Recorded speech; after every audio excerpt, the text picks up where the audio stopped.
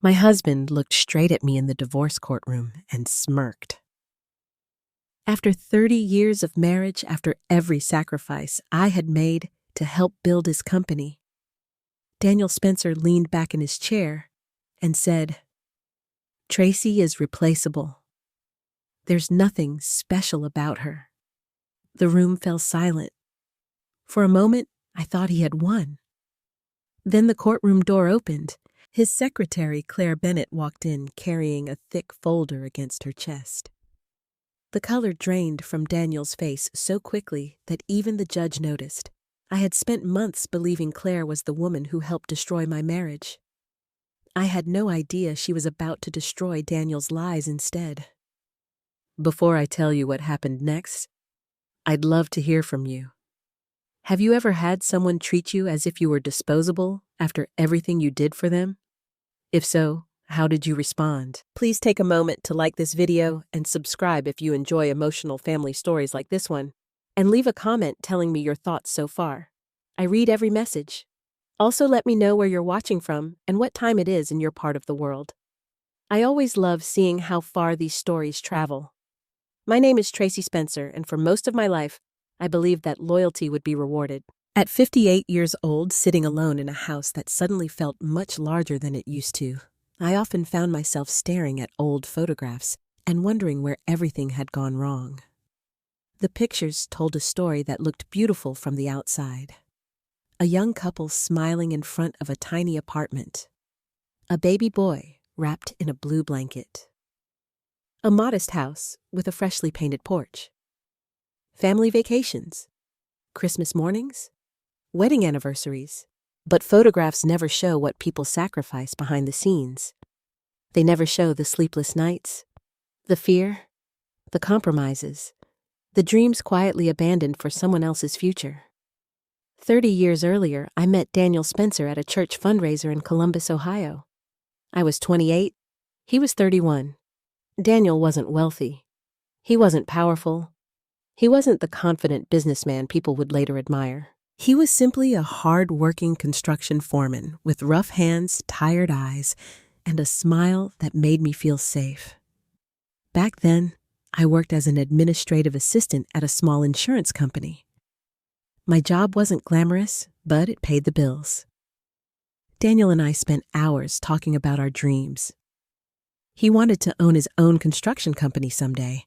I wanted a family, a home filled with love, a life built together. When he proposed, I never hesitated. I truly believed I had found my partner.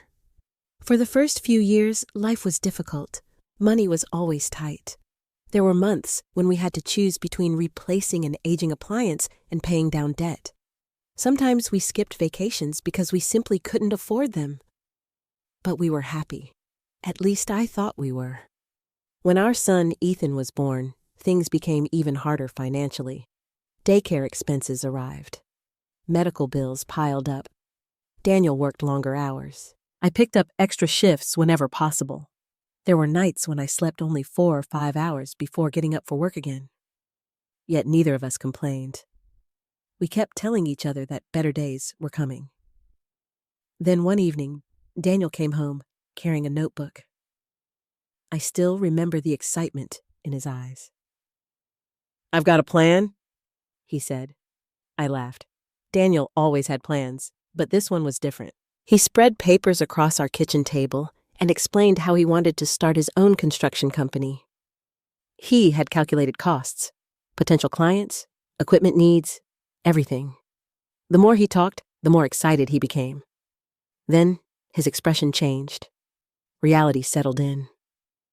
"We don't have the money," he admitted quietly. For several minutes, neither of us spoke. Finally, I reached across the table and squeezed his hand. "We'll find a way." That simple promise changed the course of our lives. Over the next several months, we met with banks. Most rejected us. We had limited savings. No wealthy relatives, no investors, no safety net. I still remember the final meeting with the loan officer. The man reviewed our application and shook his head. Then he looked at me. Mrs. Spencer, if you're willing to personally guarantee the loan that changes things. Daniel immediately objected. He didn't want me taking the risk. But I knew this was his dream, our dream. So I signed.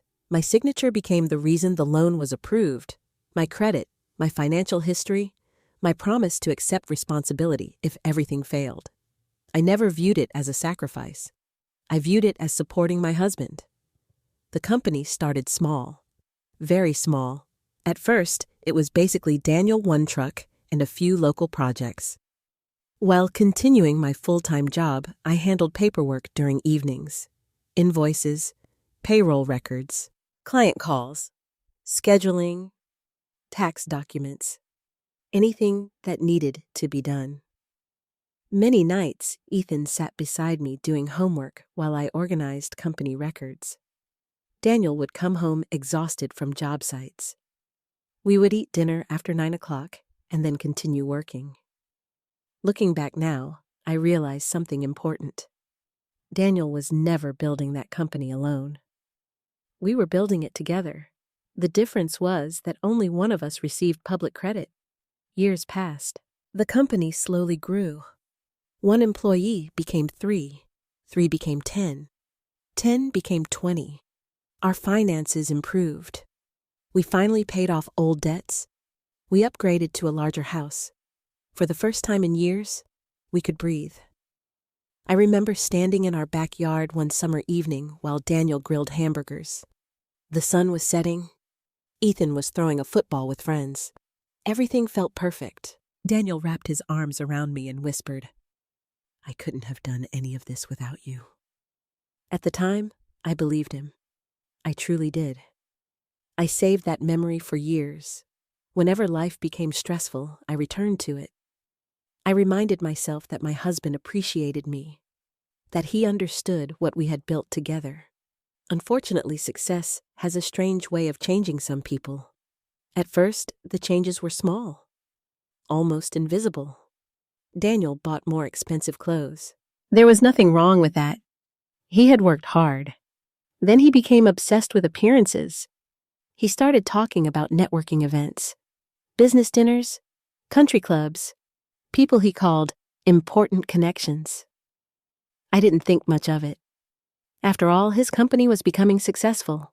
Of course, he needed professional relationships. But little by little, I noticed something else. The way he introduced me began to change. The pride in his voice disappeared. Sometimes he barely acknowledged me during social events. Occasionally, I would catch him looking embarrassed when I spoke. At first, I convinced myself I was imagining things. After 30 years of marriage, you don't want to believe the worst. You look for excuses. You explain away warning signs. You tell yourself that stress is affecting your spouse, that things will improve, that you're overreacting. I did all of that because the alternative was too painful to consider.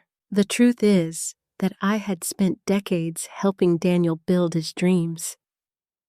I had tied my future to his. I had trusted him completely, and trust doesn't disappear overnight. It erodes slowly, quietly, one small disappointment at a time. As I sat in that house years later, looking through old photographs and faded company records, I realized something that made my chest ache. Every major milestone in Daniel's success contained a piece of me, my sacrifices, my labor, my support, my belief in him. The company that people admired today existed because I had stood beside him when nobody else would. I had signed when everyone else said no. I had worked when nobody was watching. I had believed when nobody else believed. At the time, I thought we were building a future together. I had no idea that one day, the man I helped create would look me in the eye and claim I was replaceable. And I certainly had no idea that the worst betrayal was still waiting for me. Looking back now, I can pinpoint the exact period when Daniel began changing. The frightening thing is that it didn't happen overnight. If he had suddenly become cruel, arrogant, or distant, I might have recognized the danger much sooner. Instead, The changes arrived slowly. So slowly that I spent years making excuses for them. At first, it was little things. Daniel became obsessed with his appearance. He started buying expensive suits, designer watches, Italian shoes that cost more than our monthly grocery budget used to. I didn't complain. After all, the company was doing well. He had earned the right to enjoy some of the success we had worked so hard to create. But then I noticed something strange. The new clothes weren't for me. They weren't for family gatherings. They weren't even for special occasions. They seemed to be for someone else, someone whose opinion mattered far more than mine. One evening, I stood in our bedroom doorway while Daniel adjusted his tie in front of the mirror. "That's a nice suit," I said. Without looking at me, he replied, "It's important to maintain a professional image." I smiled. "Well, you certainly look successful." His eyes briefly met mine in the mirror. Instead of smiling back, he sighed. "Sometimes I wish you'd put more effort into your appearance too." The comment caught me off guard. "What do you mean?" He shrugged. "Nothing." But it wasn't nothing. I knew it wasn't. For the first time in 30 years, I felt self-conscious standing next to my husband. I told myself I was being overly sensitive, yet similar comments kept appearing. My clothes were outdated. My hairstyle was old-fashioned. My opinions were out of touch. My interests were boring. Every criticism was wrapped inside a casual remark. Just enough to hurt, not enough to start an argument. It was as if Daniel had discovered a way to slowly chip away at my confidence without ever appearing openly cruel. Meanwhile, his social life expanded. Business dinners became weekly events. Then several times a week. Then almost every evening. He joined a country club, attended networking functions, spent weekends golfing with people I'd never met.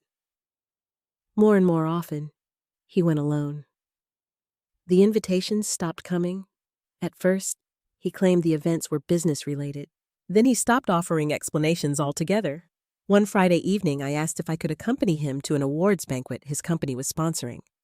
The hesitation on his face lasted only a second, but I saw it.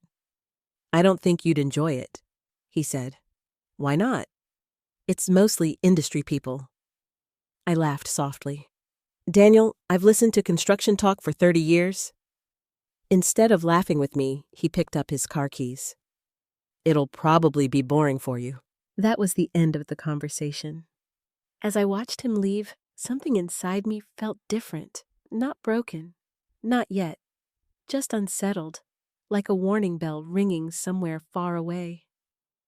A few months later, I began hearing a name repeatedly, Claire Bennett. At first, she was simply a new employee. Daniel mentioned her occasionally. Claire handled that client issue. Claire organized the conference. Claire fixed a scheduling disaster. Every successful project seemed to involve Claire. Every conversation somehow circled back to Claire. I didn't think much about it initially. Companies have employees. Managers talk about employees. It seemed normal. Until it didn't. One night we were eating dinner together when Daniel's phone buzzed. He grabbed it so quickly that I barely saw the screen light up. But I caught one thing. Claire. The message was from Claire. Daniel immediately flipped the phone over. I stared at him. He stared at his plate. The silence stretched. Finally, I asked, "Everything okay? Work?" At 9 o'clock. Some people actually take their jobs seriously. The sharpness in his voice surprised me. I hadn't accused him of anything, yet he sounded defensive. For the rest of dinner, he barely spoke. After that night, I started noticing other things. His phone was always face down. Always. The password changed. If I entered a room unexpectedly, he sometimes ended phone calls. When messages arrived, he checked them immediately.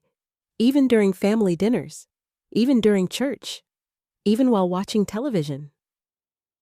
One Sunday afternoon, Ethan and Lauren visited for lunch. As usual, Daniel spent half the meal looking at his phone. Finally, Ethan laughed. Dad, are you running the Pentagon now? Daniel forced a smile. Business never sleeps. Lauren nodded. Successful people are always busy. I noticed how quickly she defended him, almost automatically, as though everyone had already accepted that Daniel's career came first, even before family.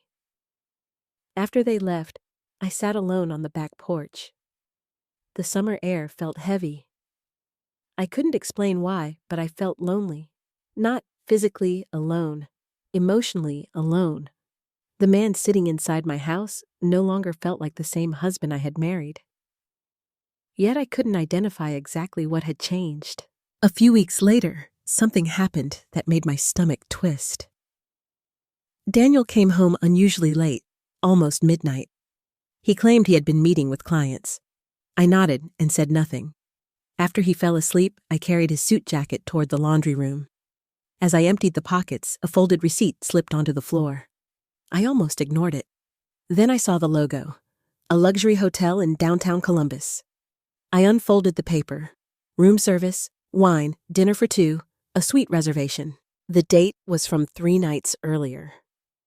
The night Daniel had told me he was attending a construction conference in Cincinnati, over 2 hours away. I stared at the receipt for what felt like forever. My hands were shaking. My heart pounded so loudly I could hear it.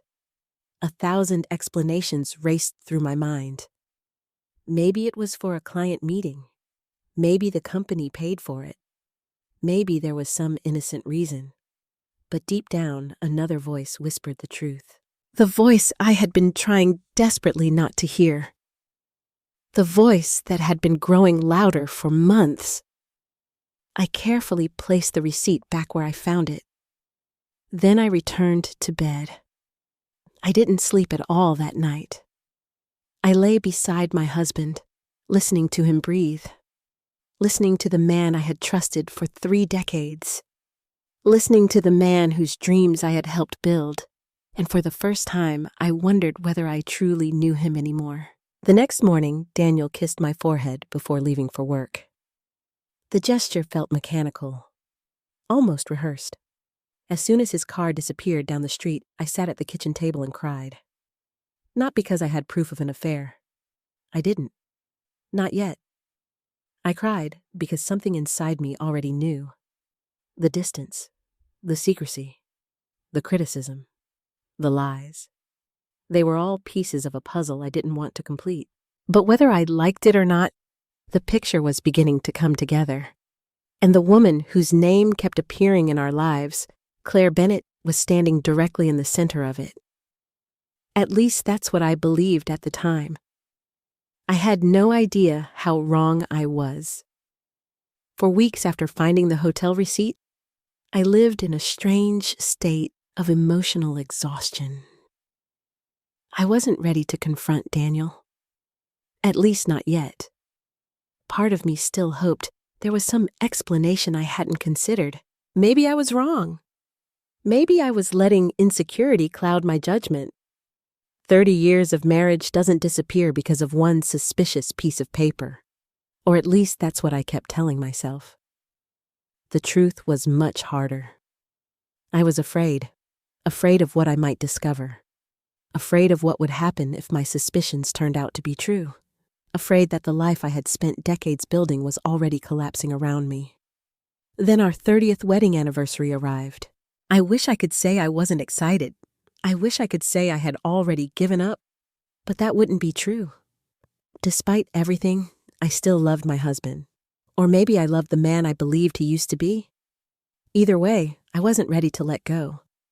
So I planned something special, nothing extravagant, just a quiet evening at a beautiful restaurant overlooking the river in downtown Columbus. A place we had visited years earlier when money was tight and dreams were still bigger than our bank account. Back then, we had shared one dessert because we couldn't afford 2. We had laughed about it. We had promised that someday we'd come back when life was easier. I thought returning there might remind Daniel of who we used to be. Maybe it would remind both of us. When I told him about the reservation, his reaction disappointed me immediately. Oh. That was it. Just one word. No excitement, no smile, no warmth. Is something wrong? I asked. No. You don't seem very enthusiastic. Daniel loosened his tie. I've just got a lot going on. I forced a smile. We all do. He nodded without looking at me. For a brief moment, I considered canceling. Maybe it was foolish to keep trying. Maybe I was the only one still fighting for our marriage. But I pushed the thought away. I wasn't ready to quit. Not yet. The night of our anniversary arrived. I spent extra time getting ready. I wore a navy blue dress that Daniel had once told me was his favorite. I had my hair styled. I even bought a new pair of earrings. As I looked into the mirror, I felt nervous. Not because of the restaurant, because I desperately wanted my husband to look at me the way he used to see me, to truly see me. When Daniel walked downstairs, he barely glanced in my direction. You ready? He asked. I felt my heart sink. Still, I nodded. The drive to the restaurant was painfully quiet. I tried making conversation. He answered with short responses. His attention remained glued to his phone. Twice during the drive, he smiled at messages that appeared on the screen. Yet he barely spoke to me. By the time we arrived, I already felt like a stranger sitting beside him. The restaurant itself was beautiful. Soft lighting, live piano music, elegant table settings, couples laughing together. Everything should have felt romantic. Instead, I felt lonely. We were seated near a large window overlooking the river. For a few minutes, I convinced myself things might improve. Perhaps Daniel was simply distracted. Perhaps once dinner started, he would relax. But then his phone buzzed again. He immediately picked it up. His expression changed. Not annoyance, not business focus. Something else. A smile, a genuine smile. The kind I hadn't seen directed at me in a very long time. Who is it? I asked. He locked the screen. Work. The answer came too quickly. I looked away. I was tired of pretending. Tired of being treated like I was stupid. Dinner arrived. Neither of us touched it. The silence became unbearable. Finally, I spoke. Daniel, are you having an affair? His fork froze halfway to his mouth. For several seconds, he simply stared at me. Then he laughed, actually laughed. The sound hurt more than anger would have. You can't be serious. I found the hotel receipt. His eyes narrowed. What receipt? The one in your jacket pocket? The warmth disappeared from his face immediately. For a moment, I saw something cold, something unfamiliar.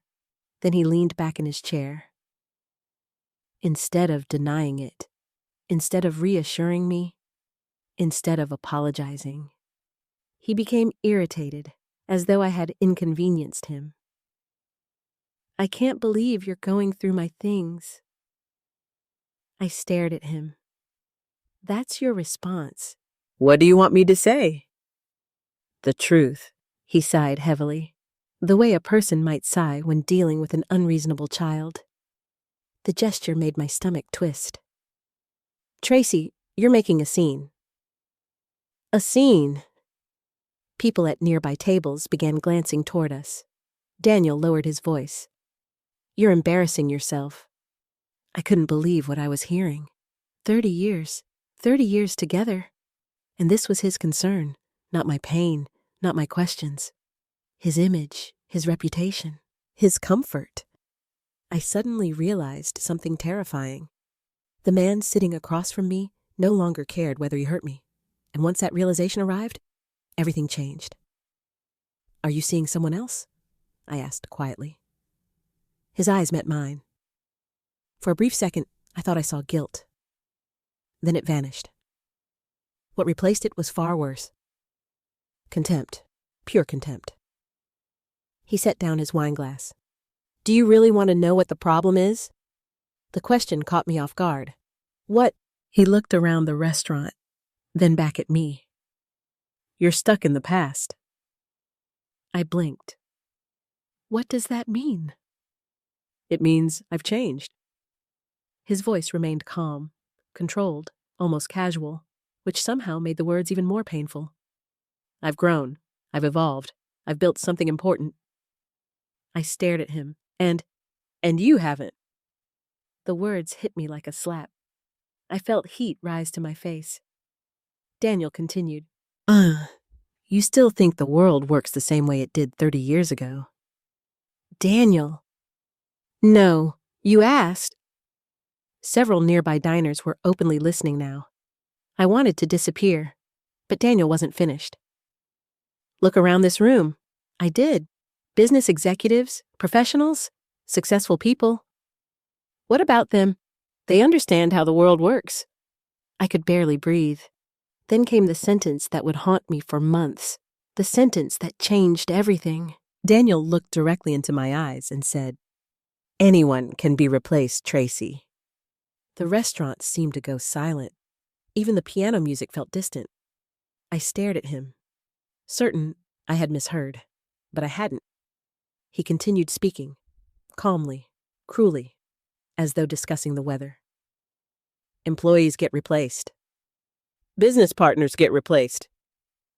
People move on. I felt tears filling my eyes. After 30 years, that's what you think of me. He shrugged. The shrug hurt more than the words. I think you're taking this too personally. Too personally. I almost laughed. At that moment, movement near the entrance caught my attention. A woman had just entered the restaurant. Claire Bennett, Daniel's secretary. She froze when she saw us. For a brief moment, our eyes met. Then hers shifted toward Daniel, and I noticed something unexpected. She looked uncomfortable, not guilty, not affectionate, uncomfortable, as though she had witnessed something she wished she hadn't. Daniel saw her too. For the first time all evening, he looked nervous, only for a second. But I saw it. Claire quickly turned and walked toward another section of the restaurant. Yet before she disappeared, she glanced back one more time, and the expression on her face wasn't admiration. It wasn't loyalty. It wasn't love. It looked almost like disappointment. At the time, I didn't understand why. I still believed Claire was the woman destroying my marriage. I had no idea she had just witnessed the moment that would eventually make her choose a side, and it wouldn't be Daniel's. The divorce papers arrived 12 days after our anniversary dinner. 12 days. That was all it took. 30 years of marriage reduced to a thick envelope left in my mailbox on a rainy Tuesday morning. I remember standing in my kitchen staring at my name printed across the front. My hands were trembling before I even opened it. Deep down, I already knew what it contained. Still seeing it in writing felt different, more permanent, more cruel. I slowly sat at the dining room table. The same table where Daniel and I had once discussed our dreams. The same table where we planned family vacations, celebrated birthdays, helped Ethan with homework. Now it had become the place where my marriage officially ended. I carefully read every page. Petition for dissolution of marriage, asset division requests, financial disclosures, legal notices. By the time I reached the final page, I felt physically sick. Not because Daniel wanted a divorce. That part no longer surprised me. What shocked me was what he was demanding. He wanted the house, the company, most of the investment accounts, several retirement funds, and according to the documents, he claimed that nearly all major assets had been acquired through his individual efforts. His individual efforts. I read the phrase 3 times, then a 4th, then a 5th. The words blurred through tears. 30 years. 30 years of sacrifice. 30 years of support. 30 years of unpaid labor. And somehow, according to Daniel, none of it mattered. The kitchen felt suddenly too small. I pushed back my chair and walked outside. The cold air hit my face. For several minutes, I simply stood on the porch trying to breathe. I wasn't just losing a husband. I was watching someone rewrite our entire history. That evening, Ethan called. I assumed he had heard about the divorce from his father.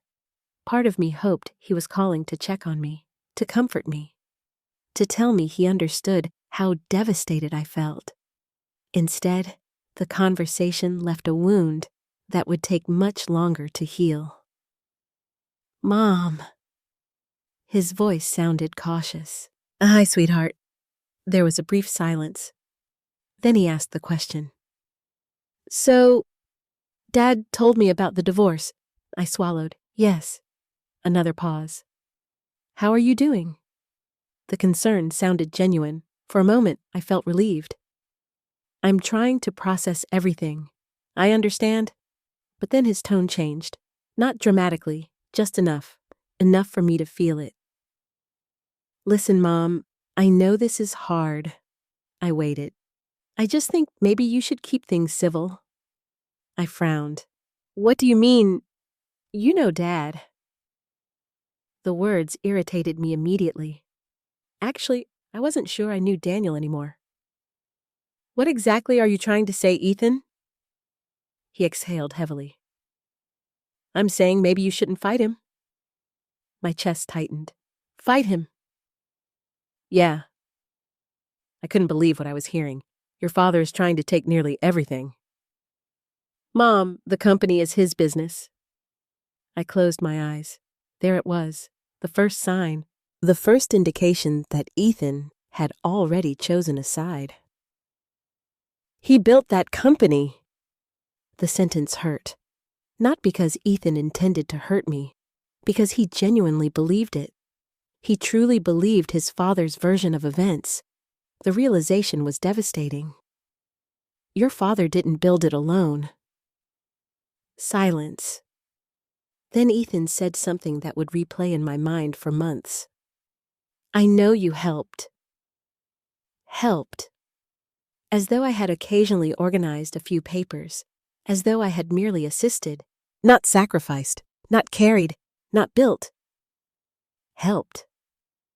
I ended the conversation shortly afterward, not because I was angry, because I was heartbroken. The next day, Lauren called. Unfortunately, the conversation went even worse. Unlike Ethan, she didn't pretend neutrality. She went straight to the point. "Tracy, I really hope you aren't planning to drag this through court." I stared at the phone. "Excuse me?" "It's just that Daniel worked very hard for everything he has." The words sounded strangely familiar, almost rehearsed, as though she had already discussed them with someone. Maybe Daniel? Maybe Ethan? Maybe both. I felt exhaustion washing over me. "Lauren, do you know who handled payroll when the company couldn't afford an accountant?" Silence. "Do you know who guaranteed the first business loan?" Silence again. "Do you know who spent years doing bookkeeping at midnight after working a full-time job?" She hesitated. Then she said something that revealed everything. "That was a long time ago." A long time ago. Apparently, sacrifice had an expiration date. Apparently, contributions only mattered if they happened recently. I ended that conversation too. Afterward, I sat alone in my living room staring at family photographs. For the first time, I realized how isolated I truly was.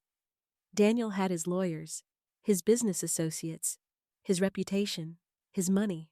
Even my own son seemed unwilling to challenge him. And I had... What memories, old documents? The truth. The problem with truth is that it doesn't always win, especially when the other side has money. A week later, I met Daniel's attorney for the first time. Not voluntarily. His lawyer had requested preliminary discussions regarding asset division. Attorney Stephen Walsh was exactly what I expected. Confident, polished, expensive. The kind of man who charged hundreds of dollars per hour simply to breathe.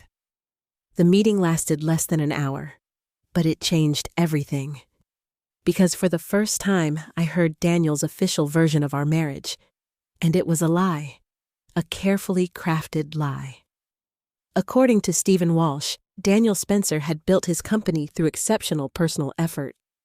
According to Stephen Walsh, I had primarily functioned as a homemaker. According to Stephen Walsh, my contributions to the business had been minimal. Minimal. The word nearly made me laugh. Not because it was funny, because it was absurd. Minimal, I repeated. The attorney adjusted his glasses. Those are our client's statements. I stared at him. He knows that's not true. The attorney remained calm.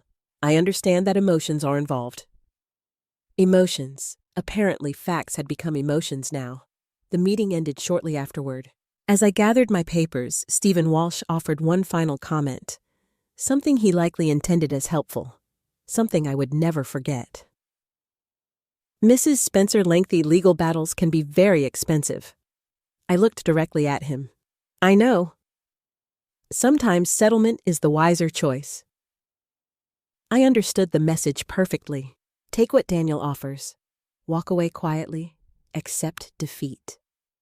The drive home felt endless. By the time I pulled into my driveway, anger had finally begun replacing sadness. Not completely. The grief remained. The betrayal remained. But beneath those emotions, something new was growing. Determination. For weeks, I had allowed myself to feel helpless. For weeks, I had allowed Daniel to define the narrative. That ended the moment I stepped inside my house. I walked directly to the hallway closet. Inside were several storage boxes, old company files, financial records, tax documents, business plans, years of paperwork. I hadn't looked through them in ages. At the time, I didn't know what I would find. I only knew one thing. The truth existed somewhere inside those boxes, and if Daniel wanted to pretend I had contributed nothing to our success, then I would have to prove otherwise, no matter how long it took, no matter how painful it became. Because for the first time since the divorce began, I understood something clearly. This wasn't just a fight over money anymore. It was a fight over my entire life story, and I refused to let Daniel erase me from it. The morning after I decided to fight back, I walked into the basement carrying a flashlight, a legal pad, and more determination than I had felt in months. The basement wasn't glamorous. It was dusty, cold, filled with decades of forgotten memories. Old holiday decorations, Ethan's childhood science projects, boxes of family photographs, and somewhere among all of it, pieces of the truth. I stood at the bottom of the stairs and looked around. For years, I had avoided coming down here unless absolutely necessary. Life had been busy. Then, life had fallen apart. Now, ironically, the answers I needed might be buried beneath 30 years of dust. I started with the filing cabinets. Most of the documents were old utility bills, insurance records, and tax returns. Useful, but not enough. I needed proof. Proof that I had contributed to Daniel's success. Proof that our life had been a partnership. Proof that he was lying. Hour after hour, I sorted through paperwork. The process was exhausting. By noon, my back ached. By 3 o'clock, my hands were covered in dust. Still, I kept going, because every now and then, I found something important. A handwritten business plan from the company's first year.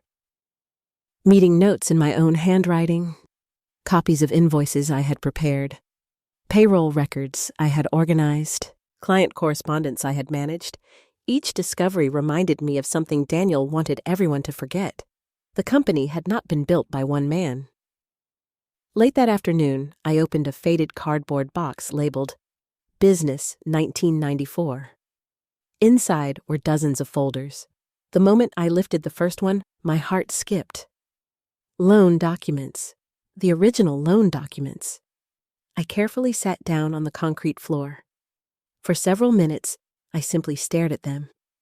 Then I began reading. There it was, my signature. Clear as day, page after page, legal guarantees, financial disclosures, bank approvals. Every critical document carried my name. Not Daniel's alone, mine too. Tears filled my eyes. Not because I was sad, because I finally held proof. Physical proof. Undeniable proof. The company existed because I had accepted enormous financial risk. If the business had failed, the bank could have pursued me. Yet now, Daniel wanted to pretend I had been nothing more than a bystander. I placed the documents carefully into a separate folder. Then I continued searching. The next discovery was even more emotional. Near the bottom of another box, I found a collection of old letters. Most were business-related. One wasn't. It was written by Daniel. I recognized his handwriting immediately. The letter had been folded for decades. As I opened it, memories flooded back. He had written it during one of the company's most difficult years. At the time, money was running out. Several projects had failed. Bankruptcy seemed possible. I read the words slowly. Tracy, I don't know how to thank you for everything you've done. Every day I come home exhausted, and somehow you keep us moving forward. If this company survives, it will be because of you as much as me. I love you, Daniel. For a moment, I couldn't breathe. The letter felt like a message from a different man. A man who appreciated me. A man who recognized my sacrifices. A man who no longer existed. I carefully placed the letter beside the loan documents. Attorney Melissa Grant would definitely need to see it. As evening approached, I finally went upstairs. I made coffee and spread everything across the dining room table. For the first time since receiving the divorce papers, I felt hopeful. Maybe not confident, but hopeful. Daniel had money, power, expensive lawyers. Yet, I had something he didn't expect. Evidence. Real evidence. The next morning, I called Melissa Grant. Unlike Stephen Walsh, Melissa didn't speak like a corporate machine. She listened. Actually, listened. For over an hour, I walked her through everything I had found. When I mentioned the loan documents, her voice became noticeably more interested. Do you still have the originals? Yes. Good. What does that mean? It means your husband's version of events may have some serious problems. For the first time, I smiled. A small smile. But it was a start. Over the next several days, I continued searching. And that's when things became strange. Very strange. I began noticing gaps, missing pieces, documents that should have existed but didn't, folders that ended abruptly, records with unexplained absences. At first, I assumed I was imagining things. 30 years generates a lot of paperwork. Maybe things had simply been misplaced, but the more I searched, the less convincing that explanation became. One afternoon, I found an old index sheet listing company financial folders. Several folders mentioned on the list no longer existed. They were gone. Completely gone. The realization made me uneasy. Someone had removed them. Not accidentally, deliberately. The question was why. And more importantly, who? The answer seemed obvious. Daniel, but proving it would be difficult. A few days later, I discovered something even more concerning. I was reviewing older financial statements when I noticed unusual transfers. At first glance, they looked routine. Business expenses, vendor payments, contractor reimbursements. But something didn't add up. The numbers were strange. Repeated amounts, similar timing. Transactions that appeared structured rather than natural. I wasn't a forensic accountant, but I had spent years managing records, and my instincts told me something was wrong. Very wrong. I made copies of everything. Then I sent them to Melissa. 2 days later, she called. Tracy, where did you find these? The seriousness in her voice immediately alarmed me. In the basement. A long pause followed. Then she spoke carefully. I'm not making accusations yet. My stomach tightened. But these transfers deserve a closer look. What are you saying? Melissa exhaled slowly. I'm saying there may be assets that haven't been properly disclosed. I froze. Assets. The word echoed through my mind. Daniel had already submitted financial disclosures. If Melissa was right, then he wasn't just lying about my contributions. He might be hiding money. The possibility left me stunned. For years, I had assumed the divorce was about ego, control, pride. A husband trying to erase his wife's role in his success. Now another possibility emerged. What if Daniel was protecting something? Someone. The idea wouldn't leave my mind. That night I sat alone in the living room reviewing documents again. Every transfer, every statement, every date. Patterns slowly emerged. Certain transactions appeared shortly before the divorce filing. Others stretched back months, maybe longer. I felt a chill run through me. Daniel hadn't decided to leave me suddenly. This wasn't impulsive. It had been planned, carefully, methodically, perhaps for a very long time. The realization hurt more than I expected, because it meant that while I had been trying to save our marriage, he had already been preparing for its end. Around midnight, I finally stopped working. Exhausted, I gathered the files into organized stacks. Before heading upstairs, I looked down at the table. Loan documents, letters, financial records, missing folders, questionable transfers. Each piece revealed another crack in Daniel's story. And for the first time, I began to suspect something much larger than infidelity. Something financial, something deliberate, something dangerous. I didn't know exactly what I was uncovering. Not yet, but I knew one thing. The man who claimed I had contributed nothing to his success was desperately trying to hide something. And sooner or later, I was going to find out what it was. 3 days after Melissa warned me that Daniel might be hiding assets, I received a phone call that changed everything. The number was unfamiliar. Normally, I would have ignored it. Lately, however, my life seemed to revolve around unexpected calls. Lawyers, financial advisors, court clerks. So I answered, "Hello?" For a moment, nobody spoke. Then a woman's voice came through the line. Soft, nervous, almost hesitant. "Mrs. Spencer?" My stomach tightened. "Yes." Another pause. Then she said the last name that instantly made my pulse race.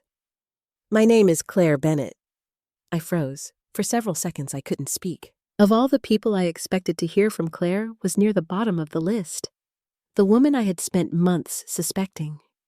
The woman whose name had appeared in messages. The woman I believed might be responsible for destroying my marriage. Now she was calling me directly. "I know this is probably the last call you wanted to receive," she said. I remained silent. Honestly, I wasn't sure what to say. Claire continued, "But I think we need to talk." My grip tightened around the phone. "Why?" The hesitation that followed felt genuine. "Because there are things you don't know." I almost laughed. There were many things I didn't know. The question was whether I could trust the person offering answers. What kind of things? I'd rather explain in person. The request immediately triggered my suspicion. "No." Her voice softened. "I understand why you're hesitant. You've worked for my husband for years. I know. And now you suddenly want to help me?" Another silence. Then she said something unexpected. "I should have called sooner." The guilt in her voice sounded real, painfully real. For the first time, I felt uncertain. Maybe she wasn't calling to manipulate me. Maybe she was calling because she had something important to say. Finally, I asked, "Where?" 2 days later, I walked into a small diner on the outskirts of Columbus. The place looked exactly like the type of restaurant nobody would notice. Simple booths, coffee cups, local regulars, the smell of bacon and fresh pie. A safe place for difficult conversations. Claire was already there. She sat alone near the back. The moment I saw her, I felt a surge of emotions. Anger, resentment, Curiosity, fear. For months, I had imagined confronting her, but reality felt different. She looked exhausted. Not glamorous, not triumphant, exhausted. Dark circles sat beneath her eyes. Her shoulders seemed tense, as though she hadn't slept well in weeks. When I approached the table, she stood immediately. "Mrs. Spencer." I sat down. "Let's skip the formalities." She nodded. A waitress brought coffee. Neither of us touched it. For several moments, we simply stared at each other. Finally, I asked the question that had haunted me for months. "Are you sleeping with my husband?" Claire looked genuinely shocked. Then she shook her head. "No." The answer came instantly, without hesitation, without calculation. "No." I studied her face. People can lie, but something about her reaction felt sincere. Still, I wasn't convinced. "Then why were you always texting him?" She sighed. "Because he was my boss." At midnight, another sigh. "He expected employees to answer whenever he called." The bitterness in her voice surprised me. That wasn't the response I expected from a woman having an affair. I remained silent. Claire looked down at the table. Then she spoke quietly. "I know what you think of me." "You don't." She met my eyes. "I know you think I'm the reason your marriage ended." I didn't deny it, because until that moment, it had been true. Claire nodded slowly. "That's why I wanted to meet." Her hands trembled slightly as she reached into her purse. She removed a folder, not large, but thick enough to immediately capture my attention. She placed it on the table between us. "What is that?" "Part of the truth." My pulse quickened. Carefully, she opened the folder. Inside were printed emails, financial statements, calendar entries, copies of company records. I stared at them, confused. "What am I looking at?" Claire took a deep breath. "Daniel used me." The statement caught me off guard. "What? 4 years?" I frowned. "Used you? How?" She laughed bitterly. The sound contained no humor. "He made everyone believe I was closer to him than I really was." I didn't understand. Claire continued. "He liked people assuming things." A cold feeling settled in my stomach. "What are you saying?" "I'm saying he never corrected the rumors." The room suddenly felt quieter. Claire leaned forward. "He wanted people to think I was important." I stared at her. "Why?" "Because it distracted them." The answer didn't make sense, at least not yet. Claire opened one of the documents. "Look at these." I studied the pages. Email chains, transfer approvals, internal company communications. Several contained Daniel's name. Others included financial references I didn't recognize. "What am I supposed to see?" Claire pointed toward several dates. "These transactions." I immediately recognized some of them. Melissa had shown me similar records. The questionable transfers, the hidden movements of money. My heart began beating faster. "Where did you get these?" "I copied them." The diner suddenly felt very small, very quiet, very dangerous. "Why?" Claire looked away. For several seconds, she seemed to debate whether to answer honestly. Eventually, she did. "Because I was scared." The vulnerability in her voice surprised me. "He kept asking me to process things that didn't feel right." I listened carefully. "He never explained everything." She paused. "But eventually, I realized certain records were being hidden." My mouth went dry. "Hidden from who?" Claire looked directly at me. "You." The single word landed like a stone. I sat back in the booth, trying to absorb everything, trying to understand, trying to decide whether this woman was telling the truth. "Why are you giving this to me now?" The question clearly hurt her, because she already knew the answer sounded terrible. "I should have done it sooner." "That's not an answer." Claire nodded. You're right. For the first time, I saw tears forming in her eyes. I was afraid. The honesty caught me off guard. Afraid of what? Losing my job. She swallowed hard. Being sued. Being blamed. The words came faster now. He has money. He has lawyers. He has influence. I remembered the confidence Daniel carried everywhere. The way people deferred to him. The way employees seemed nervous around him. Maybe fear wasn't irrational. Maybe it was realistic. Claire continued. I kept telling myself it wasn't my business. She laughed bitterly. Then I saw what he did to you. Immediately, I knew what she meant. The anniversary dinner, the restaurant, the humiliation. Claire nodded before I could speak. I heard everything. A painful memory flashed through my mind. Anyone can be replaced. I felt sick all over again. He said those things in public. Claire's voice cracked. He wasn't even ashamed. For several moments, neither of us spoke. Then she opened another section of the folder. This time, she removed a flash drive. My eyes narrowed. What is that? Her expression turned serious. Insurance. The answer made my stomach tighten.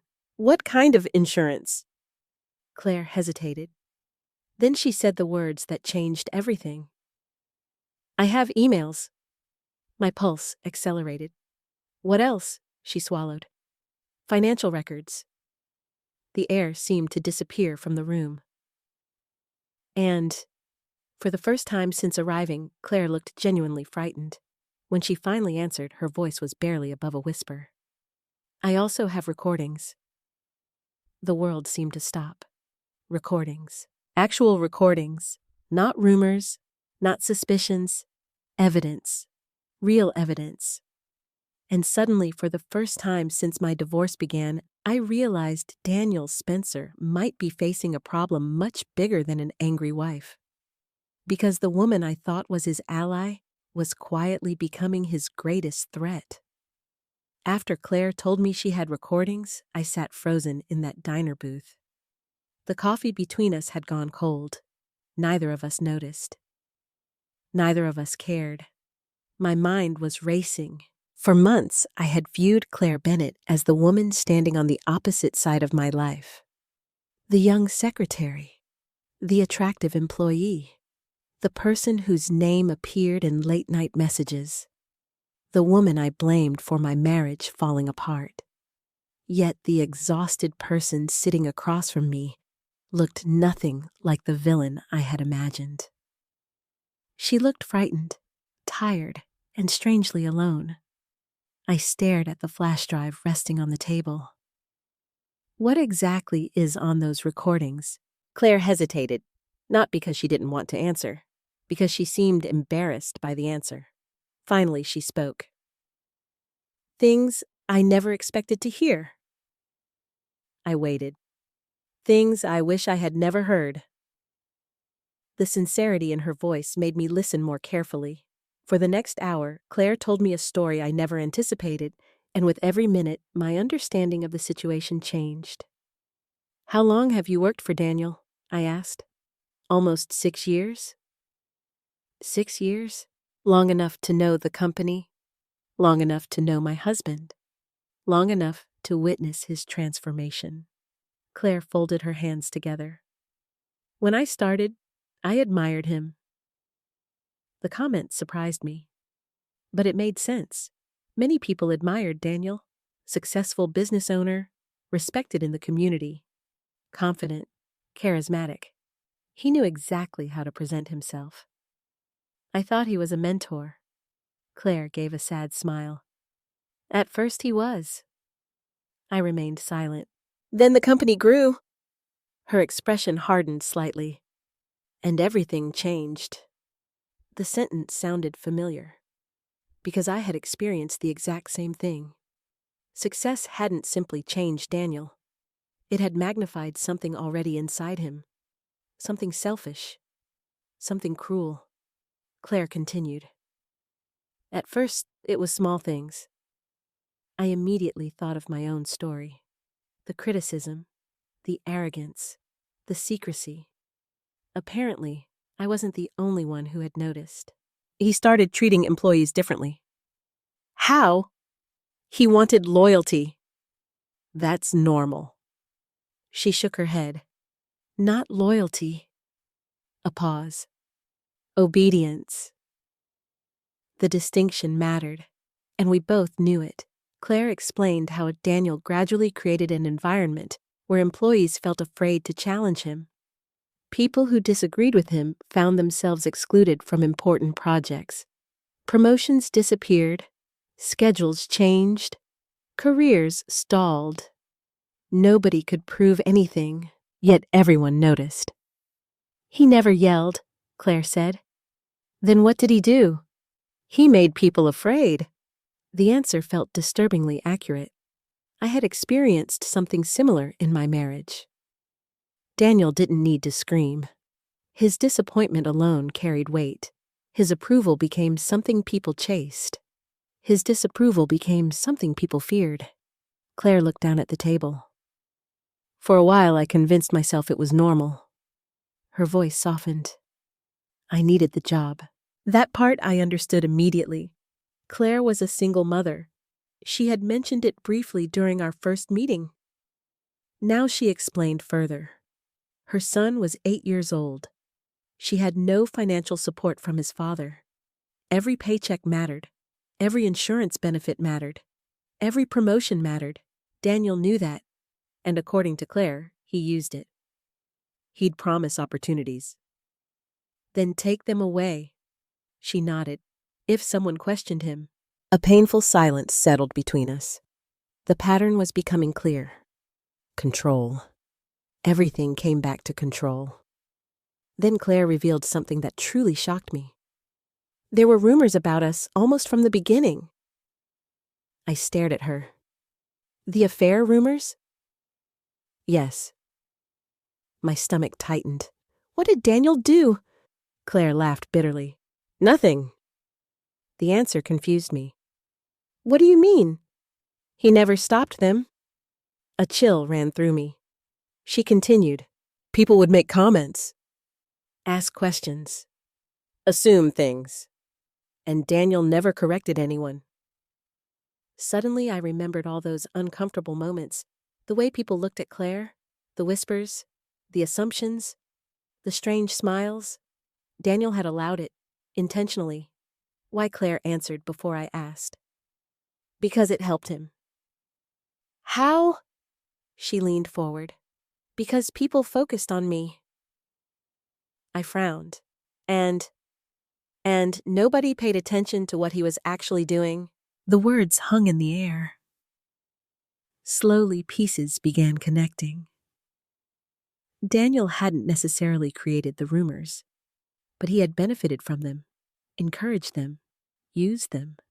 Claire became the distraction. The convenient story? The obvious suspect. While everyone watched her, they ignored everything else, including his finances, including his decisions, including whatever he was trying to hide. I felt sick, not only because of what Daniel had done, because I had fallen for it too. I had blamed Claire. I had hated her. And perhaps that was exactly what Daniel wanted. After a few moments, Claire opened her purse again. This time, she removed a small digital recorder. My pulse quickened. Is that one of them? She nodded. The room suddenly felt colder. For several seconds, neither of us spoke. Then she pressed play. Static filled the air. Shuffling papers, office sounds. Then Daniel's voice. I recognized it immediately. Confident, relaxed, arrogant. The recording appeared to be from his office. At first, nothing seemed unusual. Business discussion, scheduling, financial updates. Then another voice asked a question. I couldn't identify the speaker. What about your wife? A short pause followed. Then Daniel laughed. Actually laughed. The sound made my skin crawl. Tracy doesn't understand any of this stuff. The words hurt. But they weren't surprising. Unfortunately, the recording continued. She's still living 20 years in the past. Another laugh, more voices. Then the conversation shifted. What happened next made my stomach turn. One person mentioned the divorce. Daniel responded instantly. "I'll be fine." His confidence sounded absolute. Someone asked why. And then came the sentence. The sentence neither Claire nor I would ever forget. "No judge is going to believe an old housewife over me." The diner disappeared around me. For a moment, all I could hear was Daniel's voice. Cold, dismissive, cruel. "No judge is going to believe an old housewife over me." The words hit harder than I expected, because they revealed exactly what he thought of me. Not his wife, not his partner, not the woman who helped build his company, just an old housewife. Someone irrelevant, someone disposable, someone powerless. Claire stopped the recording. Silence filled the booth. I couldn't speak. I couldn't move. The humiliation felt fresh all over again, as though I were hearing it for the first time. Eventually, Claire broke the silence. "I'm sorry." I looked up. Her eyes were filled with genuine regret. I should have done something sooner. For the first time, I believed her. Completely. Not because of the recording, because of the pain in her face. She wasn't protecting herself anymore. She was carrying guilt. Real guilt. And guilt only exists when someone wishes they had acted differently. "You were scared." The words surprised both of us. Claire blinked, then nodded. "Yes." I understood fear. I understood silence. I understood staying too long in situations that slowly destroy you. Perhaps our circumstances had been different, but the emotions weren't. For several moments, neither of us spoke. Then Claire reached into her purse one final time. This time, she removed a sealed envelope. My heart immediately accelerated. "What is that?" Her expression changed. The sadness disappeared. The fear returned. And for the first time that afternoon, she looked genuinely nervous. Something much bigger. A chill moved through me. "What do you mean?" Claire swallowed hard. Then she placed the envelope on the table between us. "I haven't shown this to anyone." I stared at it. "What is inside?" Her answer came quietly. "But it changed everything. It's the reason Daniel would destroy me if he knew I still had it." For several seconds, I simply stared at the envelope. The diner suddenly felt quieter than before. Even the clinking dishes and conversations around us seemed distant. Claire's words echoed inside my head. "It's the reason Daniel would destroy me if he knew I still had it." A cold sensation crept through my chest. I looked at her. She wasn't exaggerating. She wasn't being dramatic. She was terrified. Real fear lived in her eyes. "What is it?" I asked quietly. Claire glanced around the diner before answering. "A backup." The answer confused me. "A backup of what?" She pushed the envelope closer. "Everything." My pulse accelerated.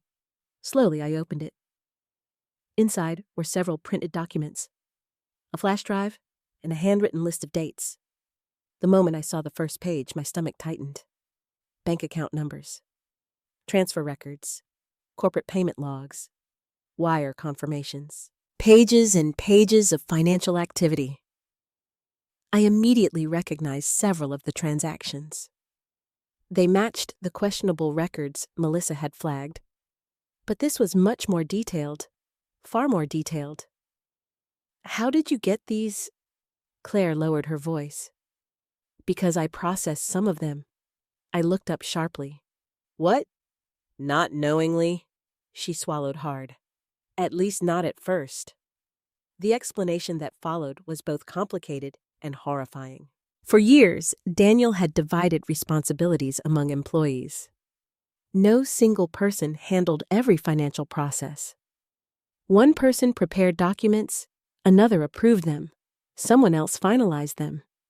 The structure appeared normal, professional, efficient. But according to Claire, it also made it easier to hide certain activities. Because no employee ever saw the complete picture, until she accidentally did. About 18 months earlier, a software issue caused several files to be routed incorrectly. When Claire reviewed them, she noticed something strange. The names attached to certain transactions didn't match existing vendors. At first, she assumed it was a clerical mistake. Then she noticed a pattern. Repeated payments, similar amounts, consistent timing, money moving into accounts that seemed unrelated to company operations. The more she investigated the stranger, everything became.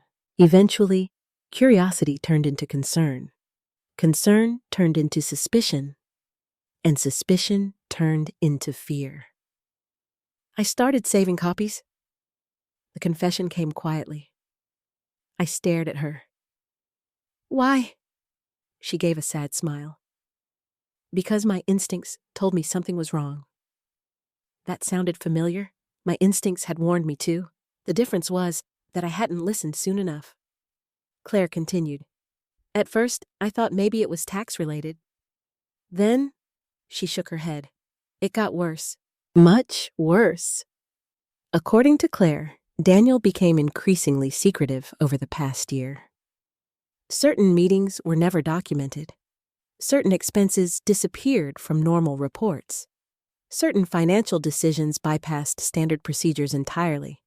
And anyone who asked questions received vague answers, or warnings, or both. I felt my chest tightening. This wasn't simply a divorce anymore. This was something else entirely. Something bigger. Something dangerous. I carefully returned the documents to the envelope. What do we do now? Claire looked relieved that I didn't dismiss her. Show your attorney. That part was obvious. What about you? A shadow crossed her face.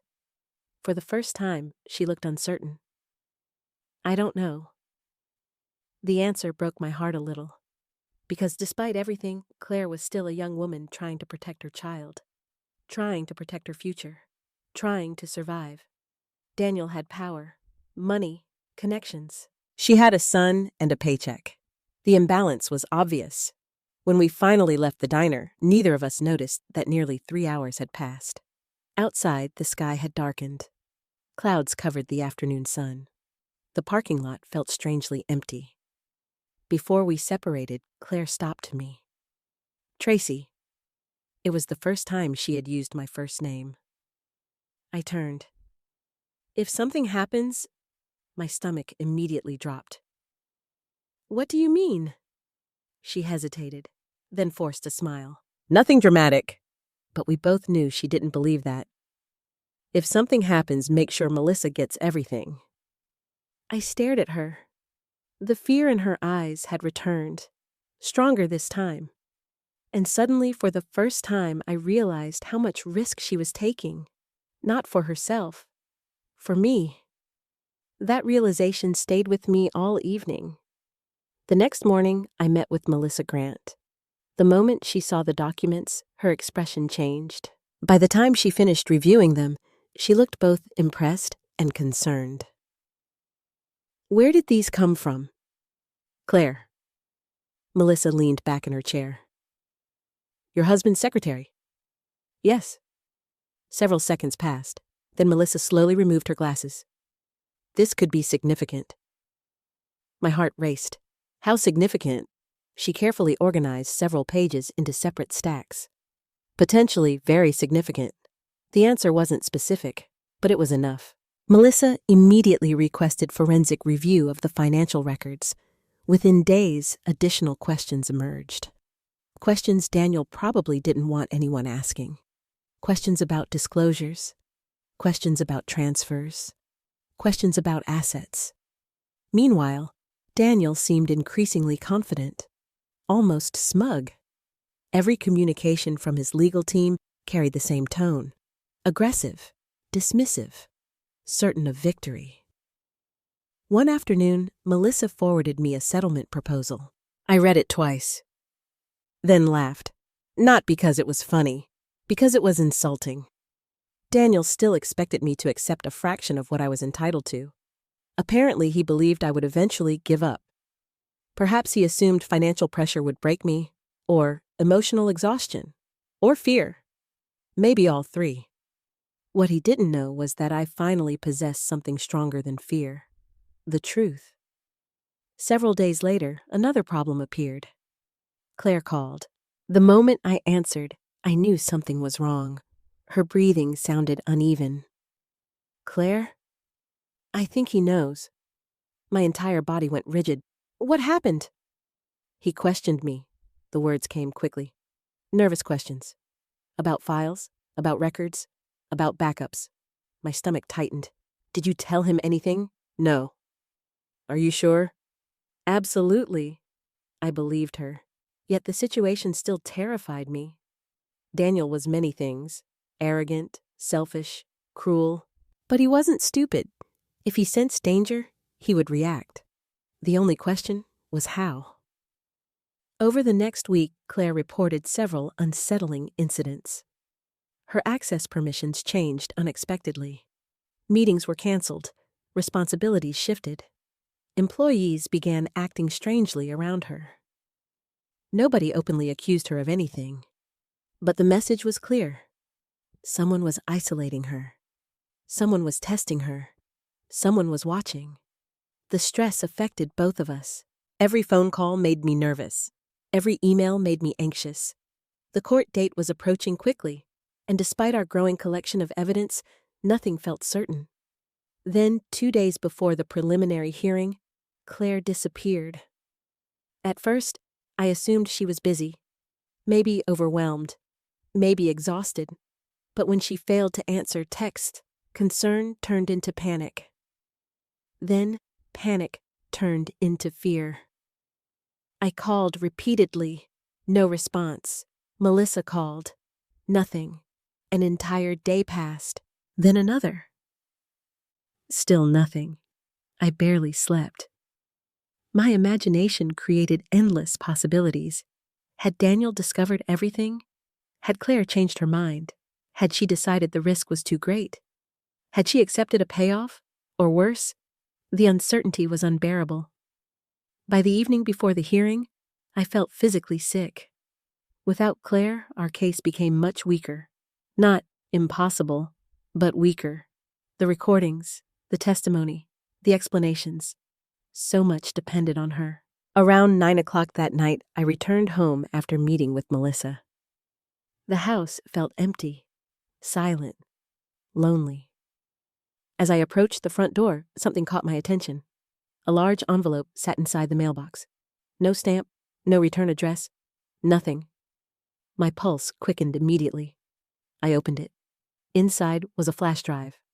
Only a flash drive. No note, no explanation, no name. Just a small silver USB device resting in the center of the envelope.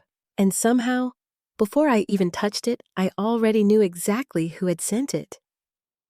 I barely slept the night before the hearing. The mysterious flash drive sat on my kitchen table like a ticking clock. For nearly an hour after finding it, I simply stared at it. Part of me wanted to plug it in immediately. Another part was terrified of what I might find, or who might have sent it. Eventually, I called Melissa. She arrived less than 30 minutes later. The moment she saw the envelope, she became serious. You haven't opened it. I shook my head. No. Good. She carefully picked it up. Let's do this the right way. We spent the next hour reviewing the contents together. What we found left both of us speechless. The drive contained duplicate copies of everything Claire had already provided: emails, financial records, internal reports, transfer logs. But there was more, much more. Someone had organized everything into folders. Detailed folders, chronological folders, cross-referenced folders. The level of preparation was astonishing. Whoever assembled the files knew exactly what investigators would need, and at the center of everything sat one undeniable fact. Daniel Spencer had not disclosed everything, not even close. Several previously unknown accounts appeared throughout the records: additional transfers, additional payments, additional financial activity. The evidence wasn't complete enough to prove everything, but it raised enormous questions. Questions Daniel would eventually have to answer. Melissa leaned back in her chair.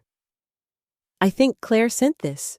I agreed. "No note, no explanation, just insurance. Just in case something happened to her." That realization unsettled me more than I wanted to admit. The next morning arrived far too quickly. The preliminary hearing was scheduled for 10 o'clock. I woke before sunrise. My stomach was in knots. No amount of preparation could change the reality of what awaited me. After 30 years of marriage, I was about to face Daniel in court, the man I once trusted with my entire life, the man who now seemed determined to erase me from it. The courthouse stood in downtown Columbus, large, cold, impersonal. As Melissa and I entered the building, I felt my pulse accelerating. People moved through security checkpoints. Lawyers carried briefcases. Court staff hurried through hallways. Everyone seemed calm except me. Melissa noticed immediately. "You okay?" I forced a smile. "No," she nodded. "That's normal." Unfortunately, her reassurance didn't help much. A few minutes later, I saw Daniel. He stood near the courtroom entrance speaking with Stephen Walsh. Perfect suit, perfect posture, perfect confidence. At first glance, he looked exactly like the successful businessman everyone admired. The image was carefully constructed, deliberately polished. For a brief moment, our eyes met. Daniel offered a small smile. The gesture wasn't friendly. It wasn't warm. It felt like a man acknowledging a competition he expected to win. Then he looked away, as though I no longer mattered. The familiar pain returned. But something else accompanied it now. Anger. Not explosive anger. Controlled anger. The kind that quietly fuels determination. Inside the courtroom, everyone took their seats. The hearing began shortly afterward. Judge Robert Hale entered. The room rose. Formalities followed. Then the legal argument started.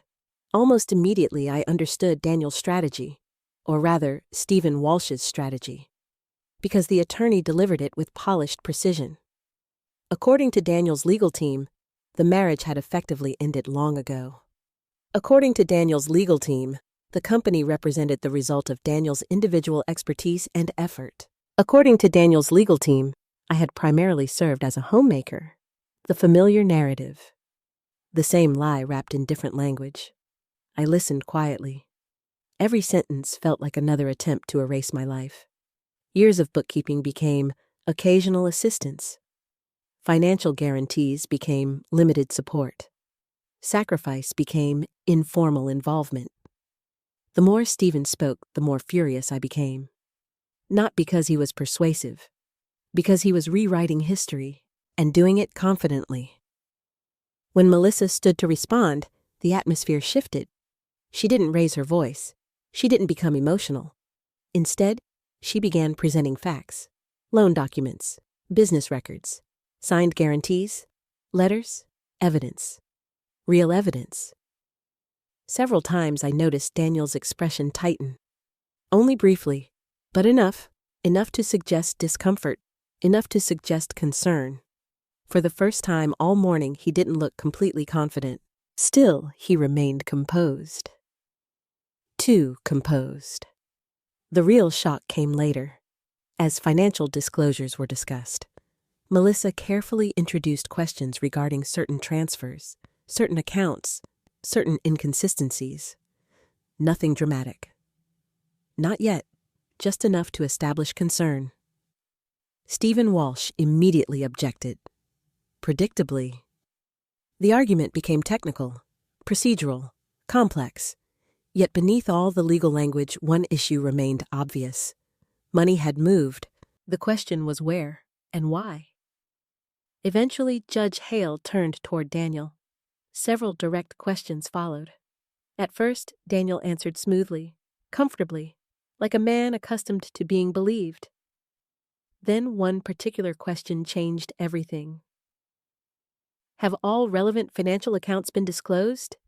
The courtroom seemed unusually quiet. Daniel didn't hesitate. Yes. The answer came immediately, without reflection, without uncertainty, without caution. Just yes. A simple word, one word. Yet something about it bothered me. Perhaps because I knew what sat inside the flash drive. Perhaps because I knew what Claire had shown us. Or perhaps because I had spent 30 years learning how Daniel behaved when he lied. Whatever the reason, I recognized it. Melissa recognized it too. I could tell by the look on her face. Still, she remained calm, professional, patient. The hearing continued. But a new tension had entered the room, one that hadn't existed before. For the first time, Daniel wasn't merely defending himself.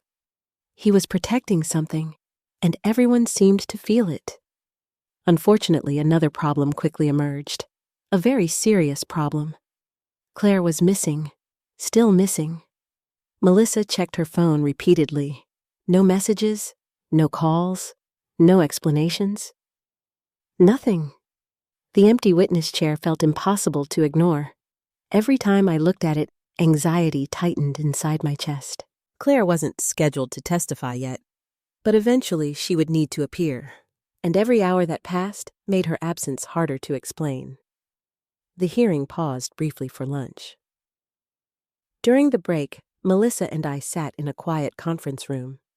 Neither of us touched the sandwiches someone had provided. "What if she doesn't come?" I asked.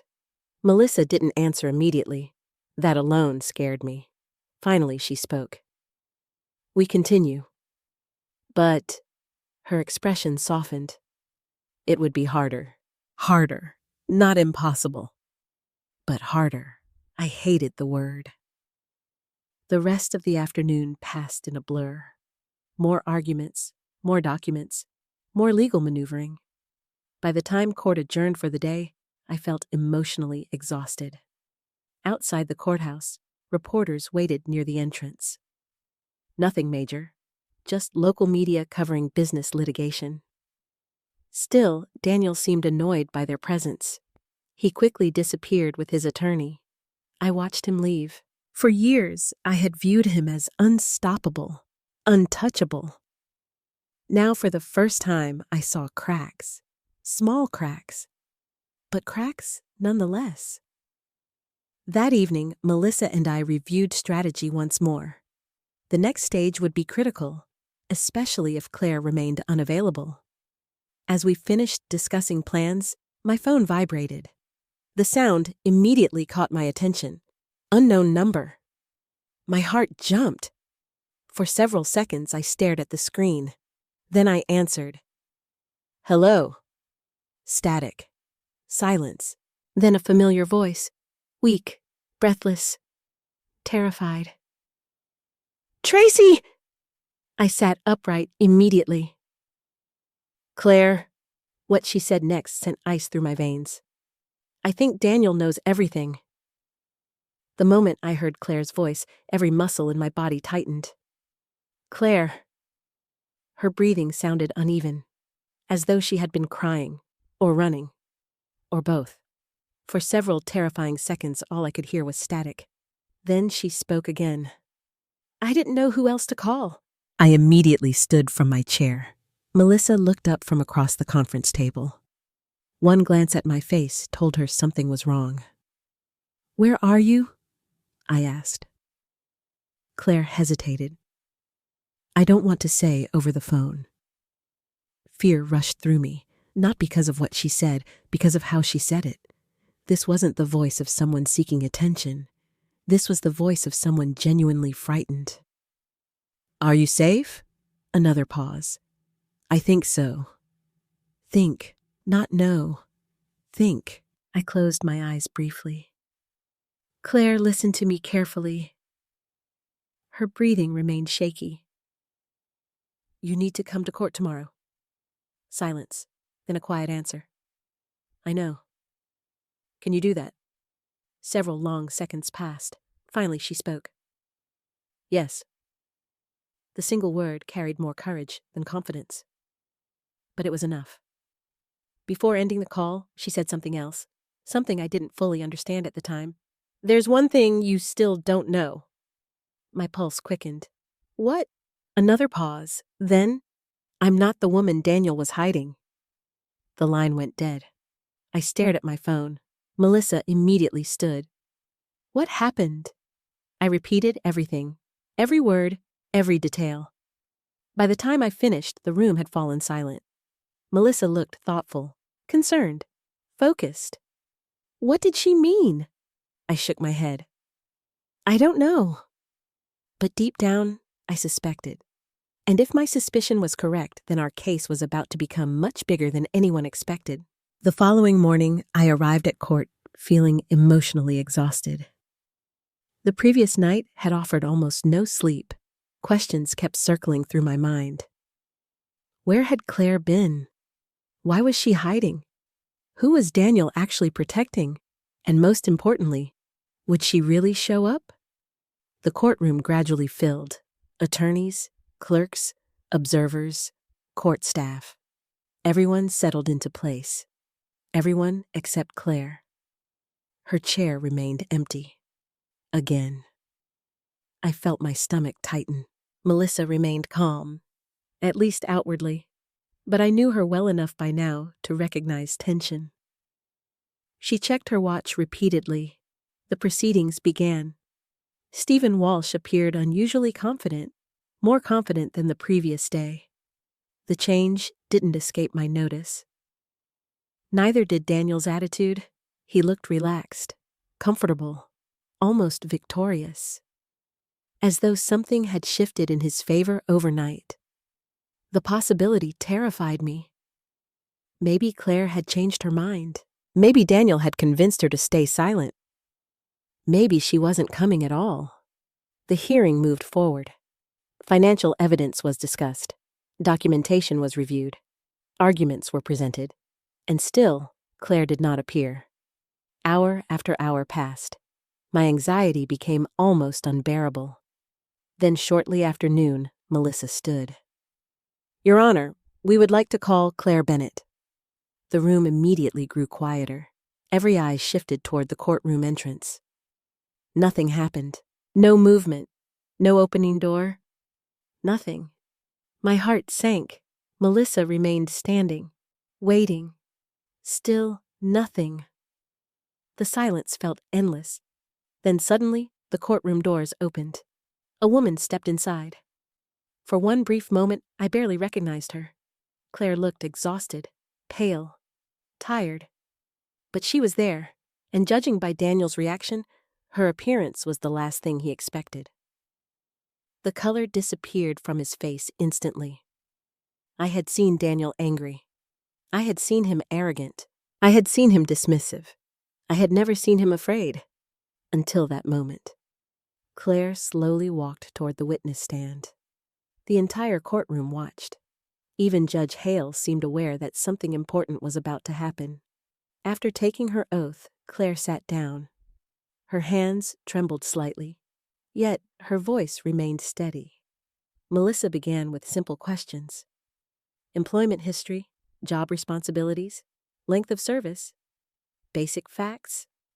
Claire answered calmly, professionally, credibly. Then the real questioning began. Did you have regular access to company records? Yes. Were you involved in administrative financial processes? Yes. Did you observe transactions that concerned you? Claire looked directly at the judge. Yes.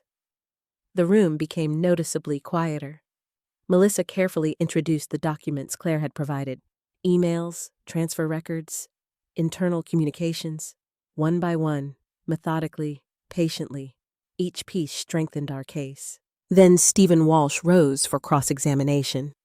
The attack came immediately, predictably. Miss Bennett, are you a disgruntled employee? No. Were you recently disciplined? No. Do you dislike Daniel Spencer? Claire didn't hesitate. No. The answer seemed to surprise him. Walsh adjusted his strategy.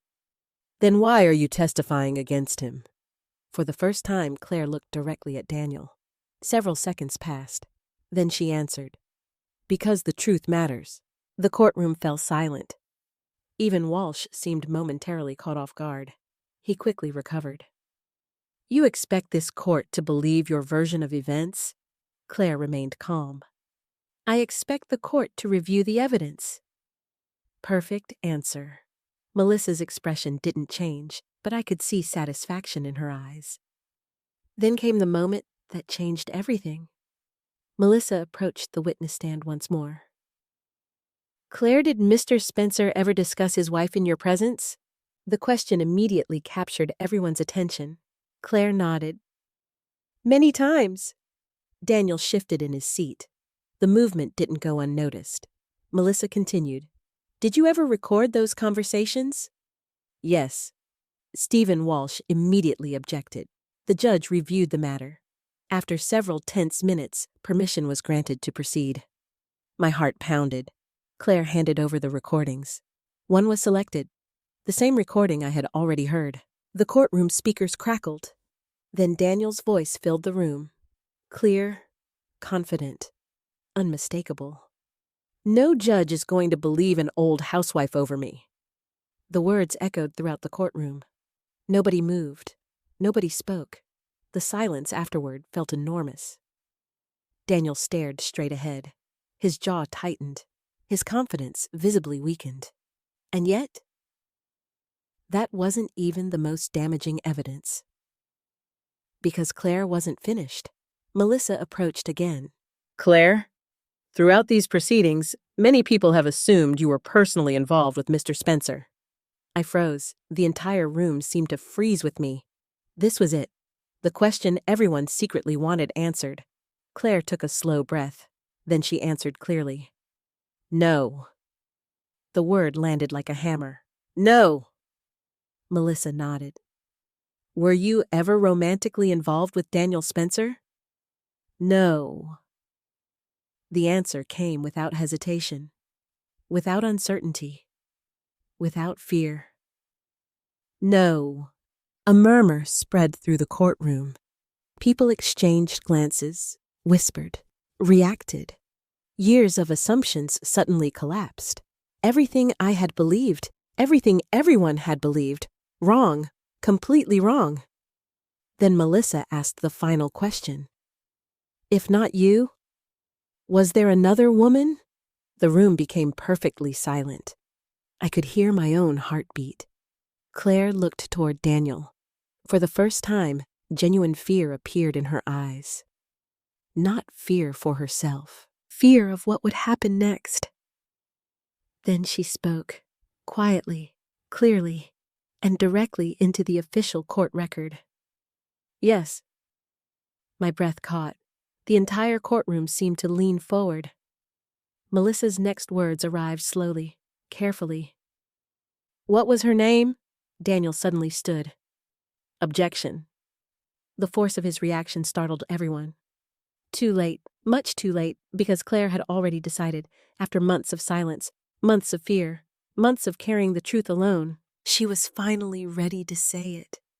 And the name she was about to reveal would destroy far more than Daniel's defense. It would destroy his entire carefully constructed lie.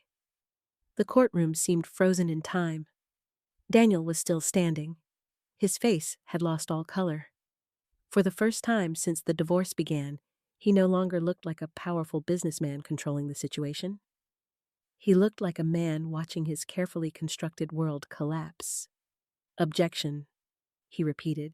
His voice sounded sharper this time, more desperate. Judge Hale looked directly at him. Mr. Spencer, sit down. Daniel remained standing for another moment, then slowly he lowered himself into his chair. The damage had already been done. Everyone in the room knew it. Claire sat quietly in the witness box. Melissa stood beside her. Neither woman appeared intimidated anymore, and somehow, seeing them together filled me with strength. For months, Daniel had controlled the narrative. For months, he had controlled the story. Now he was losing that control. Melissa spoke calmly. "Miss Bennett, please answer the question." The silence that followed felt endless. Then Claire finally spoke. "Her name is Vanessa Carter." The reaction was immediate. Whispers erupted throughout the courtroom. People exchanged confused looks. The name meant nothing to most of them, but not to everyone, because the moment I heard it, I noticed someone else react. Lauren, my daughter-in-law. Until that moment, she had remained relatively calm throughout the proceedings. Now, her entire body stiffened, her eyes widened, and suddenly she looked terrified. I noticed. Melissa noticed. Even Judge Hale appeared to notice. Claire continued. Vanessa Carter received financial support from accounts connected to company funds. Stephen Walsh immediately objected again, but the momentum had shifted. The judge allowed the testimony to continue.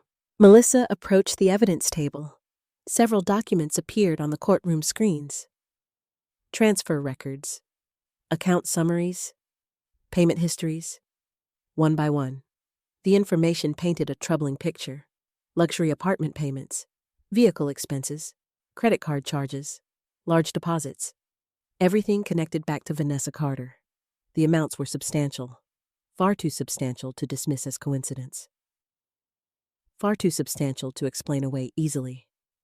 I turned toward Daniel.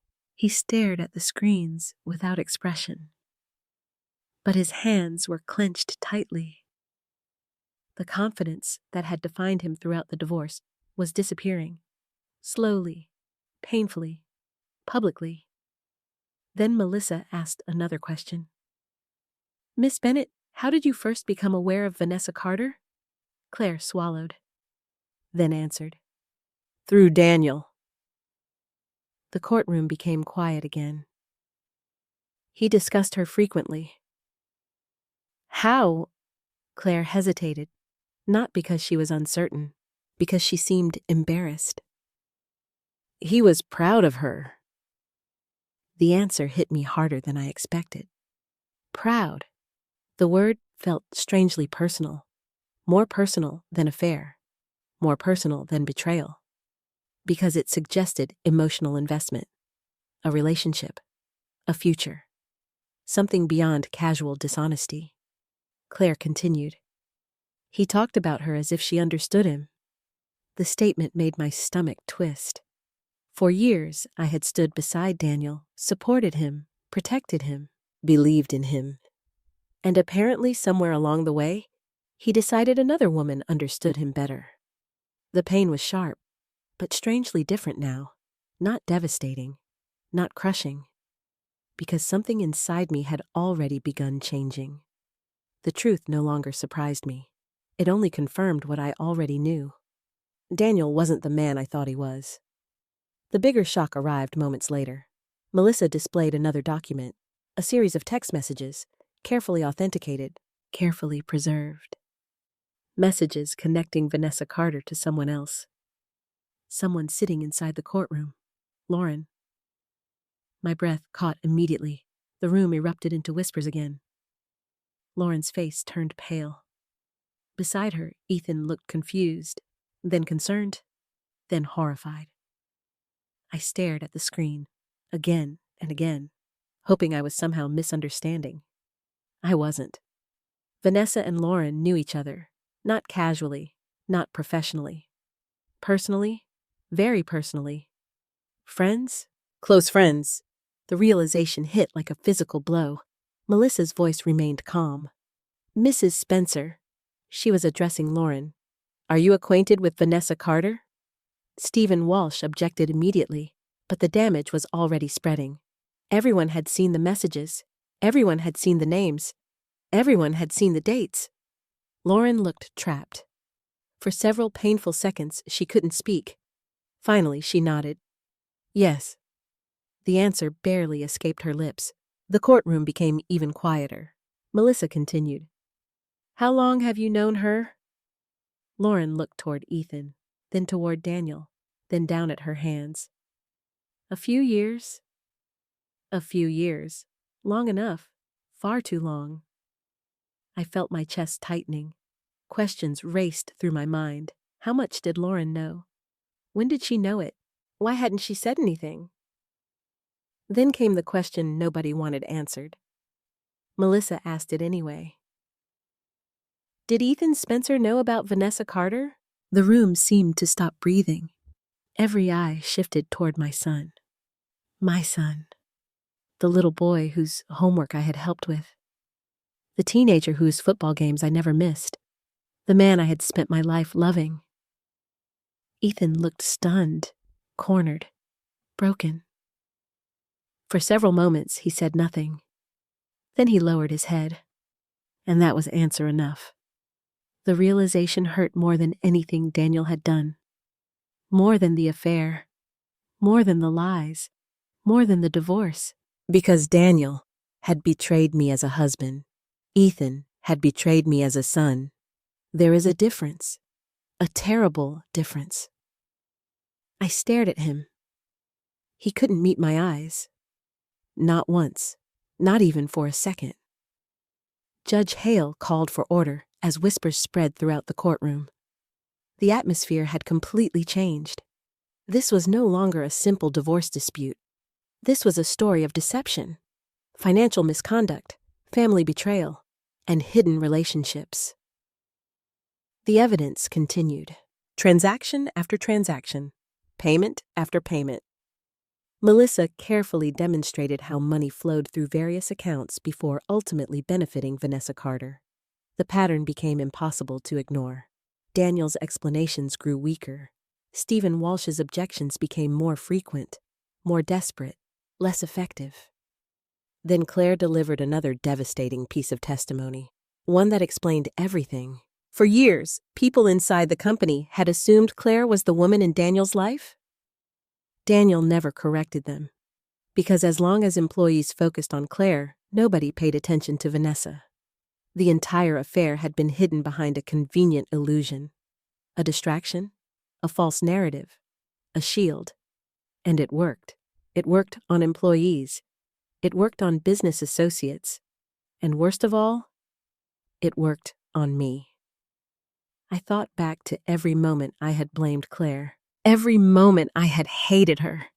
Every sleepless night. Every painful assumption.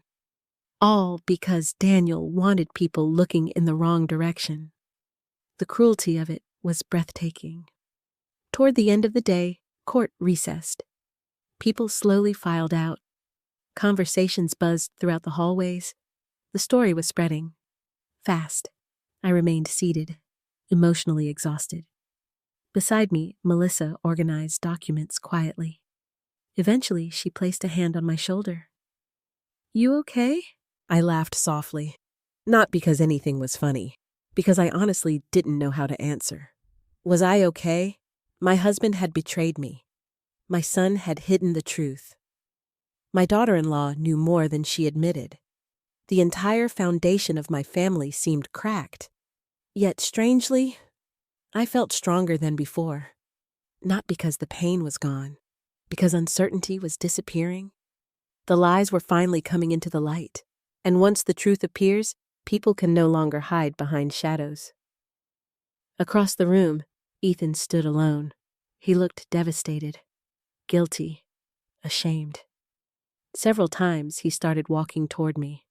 Several times he stopped. Then finally he turned away. I watched him leave, and for the first time since this nightmare began, I realized something important. Daniel wasn't the only person afraid of what would happen next. Everyone who had chosen silence was afraid now, because the truth had started speaking, and it wasn't finished yet. The next morning, I stood outside the courthouse alone. The air felt cold against my skin, not because of the weather, because I knew what was coming. For months, people had spoken about me. Lawyers, witnesses, accountants, employees, even my husband. Everyone seemed eager to explain who Tracy Spencer was, what I contributed, what I didn't contribute, what I deserved, what I didn't deserve. Today, for the first time, I would finally speak for myself. I wasn't sure whether I was nervous or angry, perhaps both. Melissa arrived shortly after I did. She carried several folders beneath her arm, the familiar folders that now contained pieces of my life: loan documents, business records, financial statements, letters, evidence, proof, years of invisible work finally reduced to paper. "You ready?" she asked. I smiled weakly. "No." She nodded. "Good." I laughed softly. "What does that mean?" "It means you're taking this seriously." The answer made sense, because this wasn't just testimony. This was my story. And for 30 years, I had rarely placed myself at the center of it. Inside the courtroom, everyone seemed quieter than usual. The previous day's revelations had changed the atmosphere. The confidence Daniel once carried so effortlessly had vanished. Even Stephen Walsh appeared more cautious, more defensive, more aware of the growing problems surrounding his client. When proceedings began, Melissa stood. "Your Honor, we would like to call Tracy Spencer." My heart immediately accelerated. I slowly walked toward the witness stand. Every step felt heavier than the last. After taking the oath, I sat down. The room seemed larger from that chair. The silence felt louder. Judge Hale looked at me kindly, a small gesture, but one I appreciated. Melissa approached. Her voice remained calm, professional, supportive. "Mrs. Spencer, how long were you married to Daniel Spencer?" 30 years. The answer sounded strange aloud. 30 years. An entire lifetime. Melissa nodded. "Could you describe the early years of the marriage?" And just like that, I began. I spoke about the small apartment, the long work hours, the financial struggles, the dreams, the sacrifices.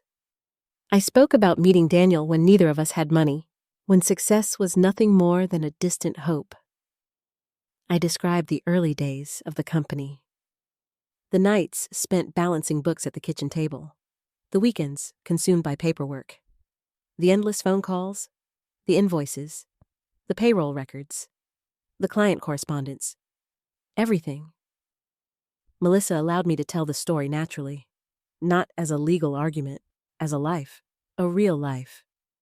For the first time in months, I felt people listening, actually listening, not judging, not dismissing, listening. Then Melissa held up a document, the original loan agreement. "Do you recognize this?" "Yes." "What is it?" "The loan that allowed the company to start." Melissa nodded. "Whose signature appears on the guarantee?" I swallowed. "Mine." The document appeared on courtroom screens, large enough for everyone to see, large enough for everyone to understand. My name, my signature, my responsibility. The room remained silent, because facts speak differently than opinions. "And facts are difficult to ignore," Melissa continued. "What would have happened if the business failed? I would have been financially responsible." The significance of the answer seemed obvious. For years, Daniel had claimed the company belonged entirely to him. Yet the risk had belonged to both of us. The contradiction was impossible to miss. Next came the financial records, then the business correspondence, then years of documentation showing my involvement, one by one, patiently, methodically. The picture became clearer, not because Melissa exaggerated, because she didn't. She simply showed the truth. Then she asked a question I hadn't expected. "Did you ever sacrifice professional opportunities for your family or the company?" The answer came immediately. Yes. I thought of promotions, career advancements, training opportunities, job offers, choices I never regretted at the time. Because I believed we were building something together. I turned down several opportunities. Why? Because Daniel needed help. The words sounded almost surreal now. How many times had I placed his dreams ahead of my own? How many times had I convinced myself that partnership meant sacrifice? The answer was probably too many. Melissa nodded. Then she stepped back. The next phase of testimony felt different, more personal, more painful. What changed? The question hung in the air. For several seconds I couldn't answer. Not because I didn't know, because the truth hurt. Eventually I spoke. Success changed him. The room remained silent. He became embarrassed by me. I glanced toward Daniel. For the first time, he looked away. He stopped treating me like a partner. He stopped treating me like an equal. He stopped treating me like a wife. The words felt heavy, but freeing, because they were true. Melissa carefully guided me through the anniversary dinner, the humiliation, the comments, the restaurant, the moment Daniel called me replaceable. Several people in the courtroom visibly reacted. Even after hearing the recordings, the story carried emotional weight. Because cruelty sounds different when described by the person who lived through it. Then came cross-examination. Stephen Walsh stood slowly. His expression remained professional, but his confidence was noticeably weaker than before. He approached carefully, almost cautiously. For a while, the questions focused on technical details. Dates, documents, processes, nothing unexpected. Then he changed direction. Mrs. Spencer, isn't it true that your husband was the primary operator of the business? I nodded. Yes. The answer surprised him, because it was honest. He managed daily operations. Yes. He secured clients. Yes. The attorney seemed encouraged. Then he asked the question he thought would help his case. So, the company's success was primarily his achievement. I looked directly at him. Then I answered. No? The room became quiet again. Why not? The answer came from somewhere deep inside me. From 30 years of experience. 30 years of sacrifice. 30 years of truth. Because nobody builds a life alone. The words seemed to hang in the courtroom. I continued. Daniel secured clients. Daniel managed projects. Daniel grew the company. All true, every word. But I carried risk. I managed records. I supported operations. I sacrificed opportunities. I kept our family stable while he chased his goals. The room remained completely silent. Then I said the thing I had needed to say for months. Daniel wants credit for everything that succeeded. My voice trembled slightly. But partnership doesn't work that way. I looked directly at him. For the first time, without fear, without hesitation, without sadness. Neither does marriage.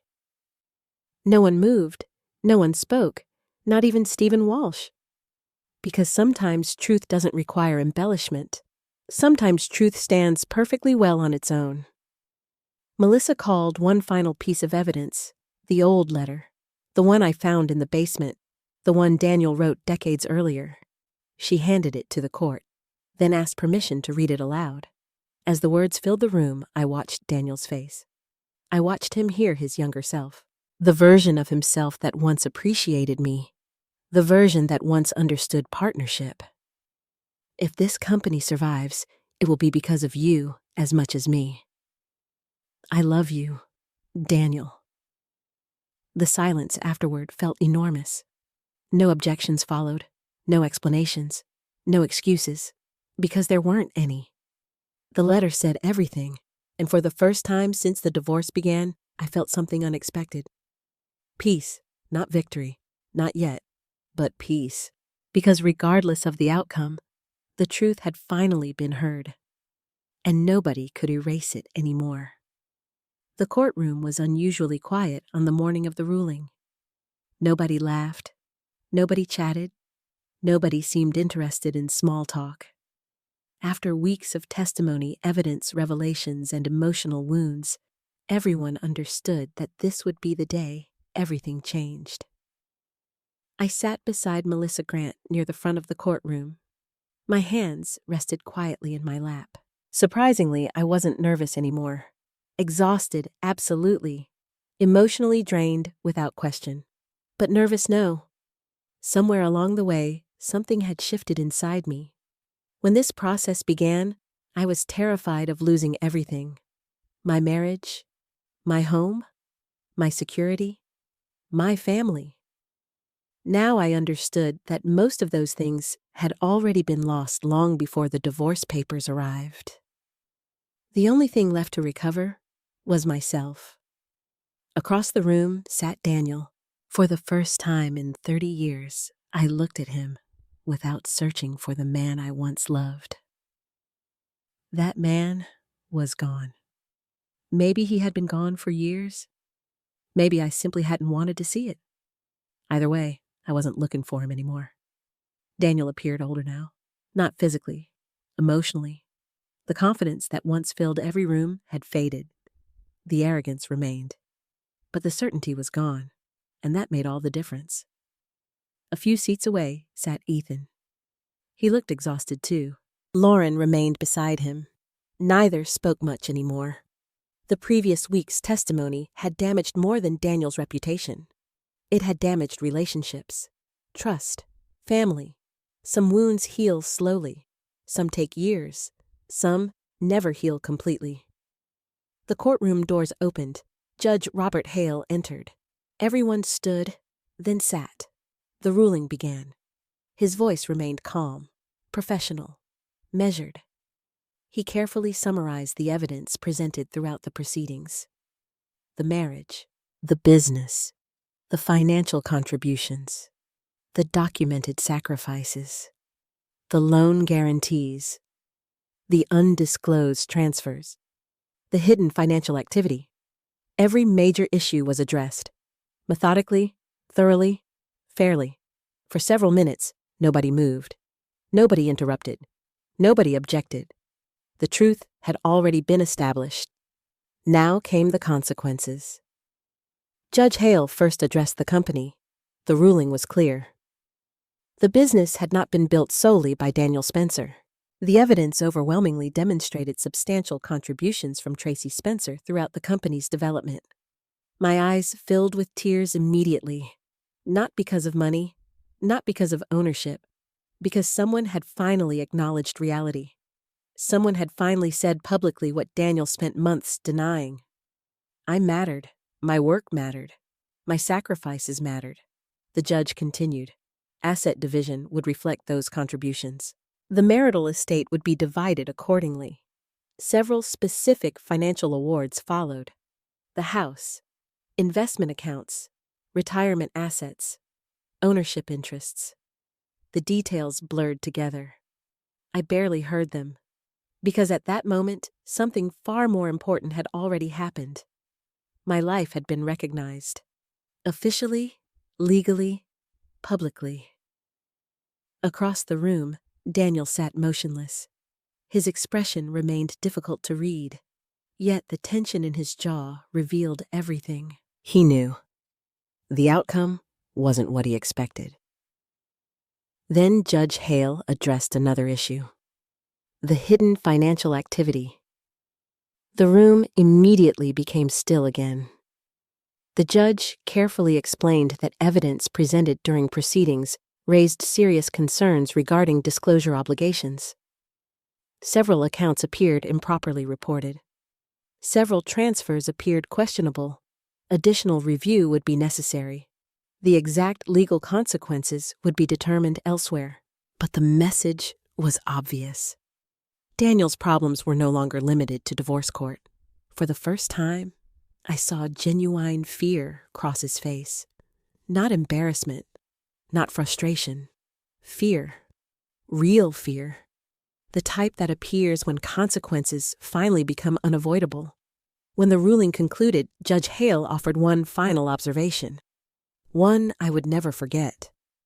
Marriage is not measured only by income. The courtroom remained silent. It is also measured by contribution, sacrifice, partnership, and trust.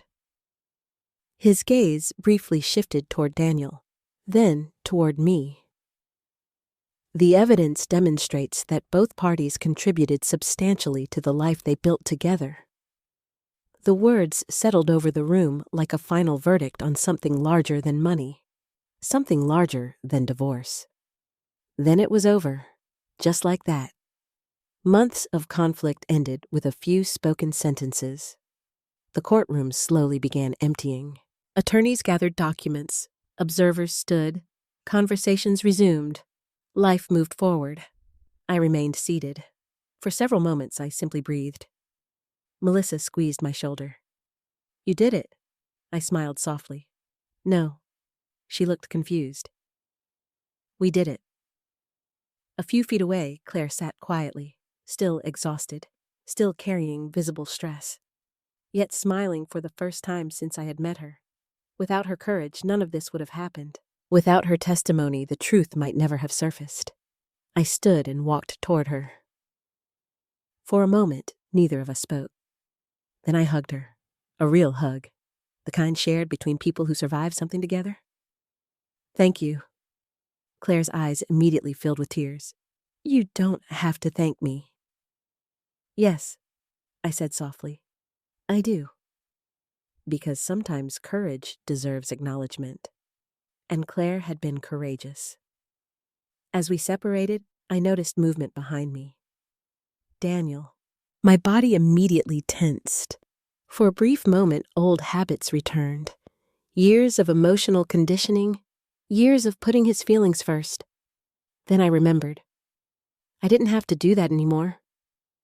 Daniel stopped several feet away. For the first time in months, we stood alone. No lawyers, no witnesses, no judge. Just us. The way it should have been from the beginning. He looked older than ever, smaller somehow. Not physically, emotionally. The illusion surrounding him had finally broken. "Tracy." His voice sounded unfamiliar, almost vulnerable. I waited. For several seconds he struggled to find words. Eventually he did. "You didn't have to do this." The statement stunned me, not because it was surprising, because it perfectly captured who Daniel had become. Even now, even after everything, he still believed he was the victim. I looked at him quietly. "Do what?" His eyes shifted away. "Destroy everything." For a moment, I simply stared at him. Then something unexpected happened. I stopped feeling angry. The resentment, the bitterness, the rage, all of it seemed strangely distant. Because standing before me wasn't a powerful man, wasn't a successful businessman, wasn't the husband who once controlled my emotions. He was simply a person facing the consequences of his own choices. And suddenly, I felt sorry for him. Not enough to forgive him, not enough to excuse him, just enough to understand that he had already lost far more than money. I took a slow breath. Then I answered, quietly, honestly. "I didn't destroy your life, Daniel." The words landed harder than any insult could have, because they were true. "You did." Silence followed, long silence. Daniel looked away. This time, he had no response. No argument, no defense, no manipulation, nothing. For the first time since I met him, he seemed completely powerless. Eventually, he turned and walked away. I watched him disappear through the courthouse doors, and strangely, I felt no desire to stop him, no desire for revenge, no desire for one final argument, just relief, because the chapter was finally over. Not perfectly, not painlessly, but completely. The marriage had ended, the lies had ended, the fight had ended, and for the first time in a very long time, I felt free. 6 months after the divorce was finalized, I stood in front of a building I never imagined I would own. It wasn't a mansion. It wasn't an office tower. It wasn't anything particularly impressive from the outside. Just a modest brick building on a quiet street in Columbus. But to me, it represented something priceless, a new beginning. The sign above the door read, Second Chapter Women's Resource Center. The name made me smile every time I saw it, because that was exactly what this season of my life had become. A second chapter, not an ending, not a failure, a beginning. If someone had told me a year earlier that I would be standing there divorced at 58 and launching a nonprofit organization, I would have laughed. Not because I lacked ambition, because I never imagined my life would change so dramatically. Yet sometimes, the future arrives disguised as heartbreak. Sometimes the worst thing that happens to us creates space for something better. That was certainly true for me. The first major decision I made after the divorce was selling the house. Many people thought I was crazy. After all, I had fought hard to protect it. But keeping it didn't feel right. Every room contained memories, some beautiful, some painful, all complicated. I didn't want to spend the rest of my life walking through a museum of old wounds. So I sold it. The process was emotional, far more emotional than I expected. Packing 30 years into boxes forces a person to confront the passage of time. Photographs, holiday decorations, old report cards, family keepsakes, tiny pieces of an entire life. Some days I cried. Some days I laughed. Some days I did both. But when the final box left the house, I felt something unexpected. Relief. Not because the memories disappeared, because they no longer owned me. After the sale, I purchased a smaller home closer to downtown. Simple, comfortable, peaceful. For the first time in decades, every decision belonged entirely to me. The furniture, the decorations, the schedule, the future, everything. The freedom felt strange at first, then wonderful. The idea for the resource center came from a conversation with Claire. A few weeks after the trial ended, we met for coffee. By then, our relationship had transformed completely. The woman I once blamed for destroying my marriage had become one of my closest friends. Life has a strange sense of humor. As we talked, Claire shared stories from women she knew. Women abandoned after divorce. Women forced to rebuild later in life. Women who felt invisible, forgotten, powerless. The story sounded familiar, because I had been one of those women. Eventually, I realized something important. The legal victory mattered. The financial settlement mattered. But what mattered most was helping other women understand their value before someone tried to take it away. That's how the idea began. Small workshops, support groups, financial education, career resources. Nothing extravagant, just practical help, real help.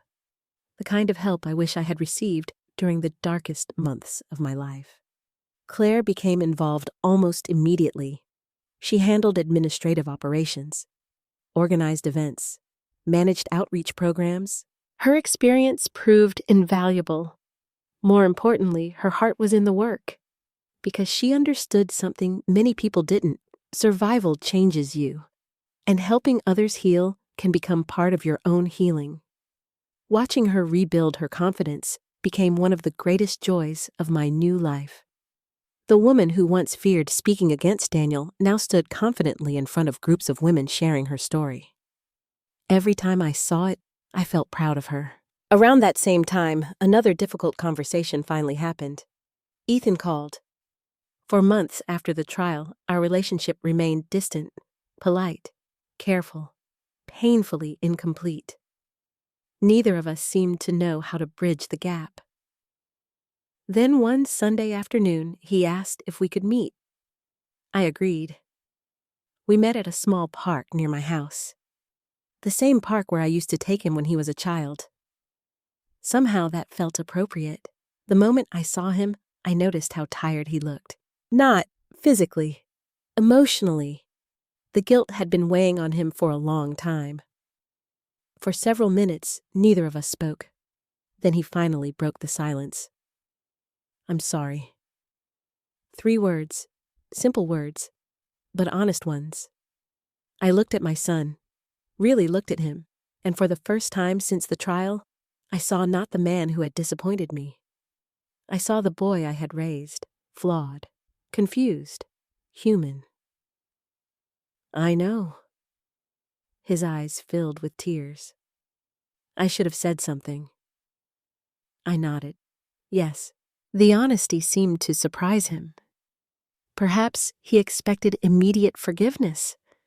Perhaps he feared complete rejection. Instead, I offered something more complicated. The truth. You hurt me. His shoulders dropped. I know. No, Ethan. My voice remained calm. You really hurt me. The tears finally came. For both of us. The conversation lasted nearly 2 hours. It wasn't easy. It wasn't magical. It didn't erase everything. But it was real. And sometimes, real is enough. Eventually, I forgave him.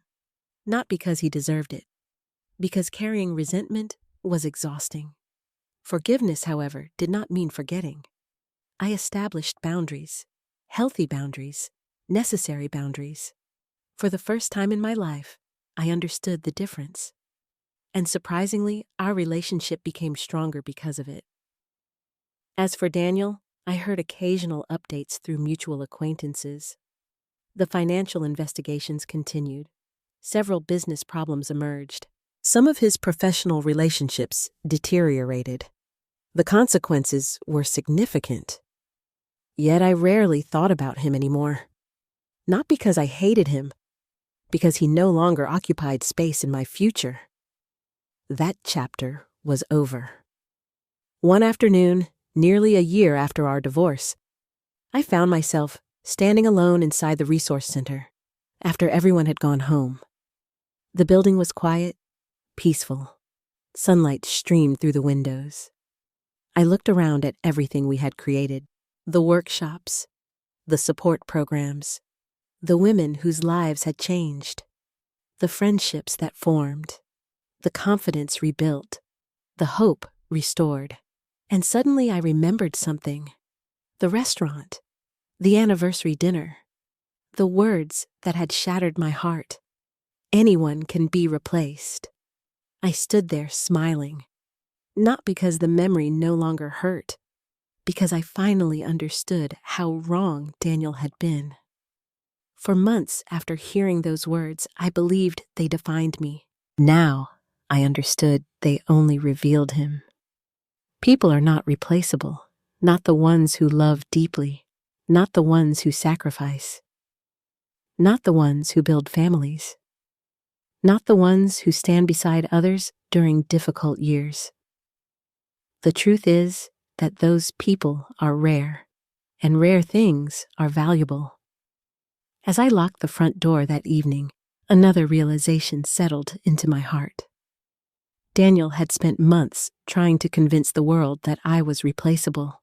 In the end, the opposite turned out to be true. The person who disappeared from my life wasn't me. It was him. I rebuilt. I healed. I moved forward. I found purpose. I found peace. I found myself. And in the life I created afterward, there was no longer a place for the man who once believed I could be replaced. Because the person who became unnecessary wasn't Tracy Spencer, it was Daniel. And that more than any courtroom victory was the greatest justice of all. If there's one lesson I learned from this journey, it's that your value does not decrease simply because someone fails to appreciate it. For years, I allowed my identity to become attached to my marriage. I believed that being a good wife meant sacrificing quietly, supporting endlessly, and expecting nothing in return. There is beauty in love and sacrifice, but there is danger in losing yourself completely inside another person's dreams. The truth is that many women spend decades building families, supporting careers, raising children, and holding everything together behind the scenes. Their work often goes unnoticed because it doesn't come with titles, awards, or public recognition. But invisible work is still work. Unseen sacrifices still matter. Another lesson I learned is that silence can be expensive. Sometimes we stay quiet because we want peace. Sometimes we stay quiet because we are afraid of conflict. Sometimes we stay quiet because we believe things will get better on their own. But there comes a moment when speaking the truth becomes more important than protecting someone else's comfort. I also learned that courage can come from unexpected places. The person I once believed was my enemy became one of my greatest allies. Life has a way of surprising us when we stop making assumptions and start paying attention to the truth. Most importantly, I learned that it is never too late to begin again. Whether you're 58, 68, or 88, your story is not over until you decide it is. A painful ending can become the first chapter of something beautiful. No matter what someone has called you, no matter how many times you've been underestimated, dismissed, or taken for granted, never let another person define your worth. You already have value. You always did. Thank you for staying with me until the end of this story. Have you ever been underestimated by someone you loved? Have you ever had to rebuild your life after betrayal, divorce, or disappointment? I'd love to hear your story in the comments. If this story touched your heart, please take a moment to like this video and subscribe to the channel. Your support helps us continue sharing stories of strength, resilience, and hope. And before you go, tell me where you're watching from and what time it is in your part of the world. I truly enjoy reading every comment and connecting with viewers from around the globe. Remember, your value is not determined by the people who fail to see it,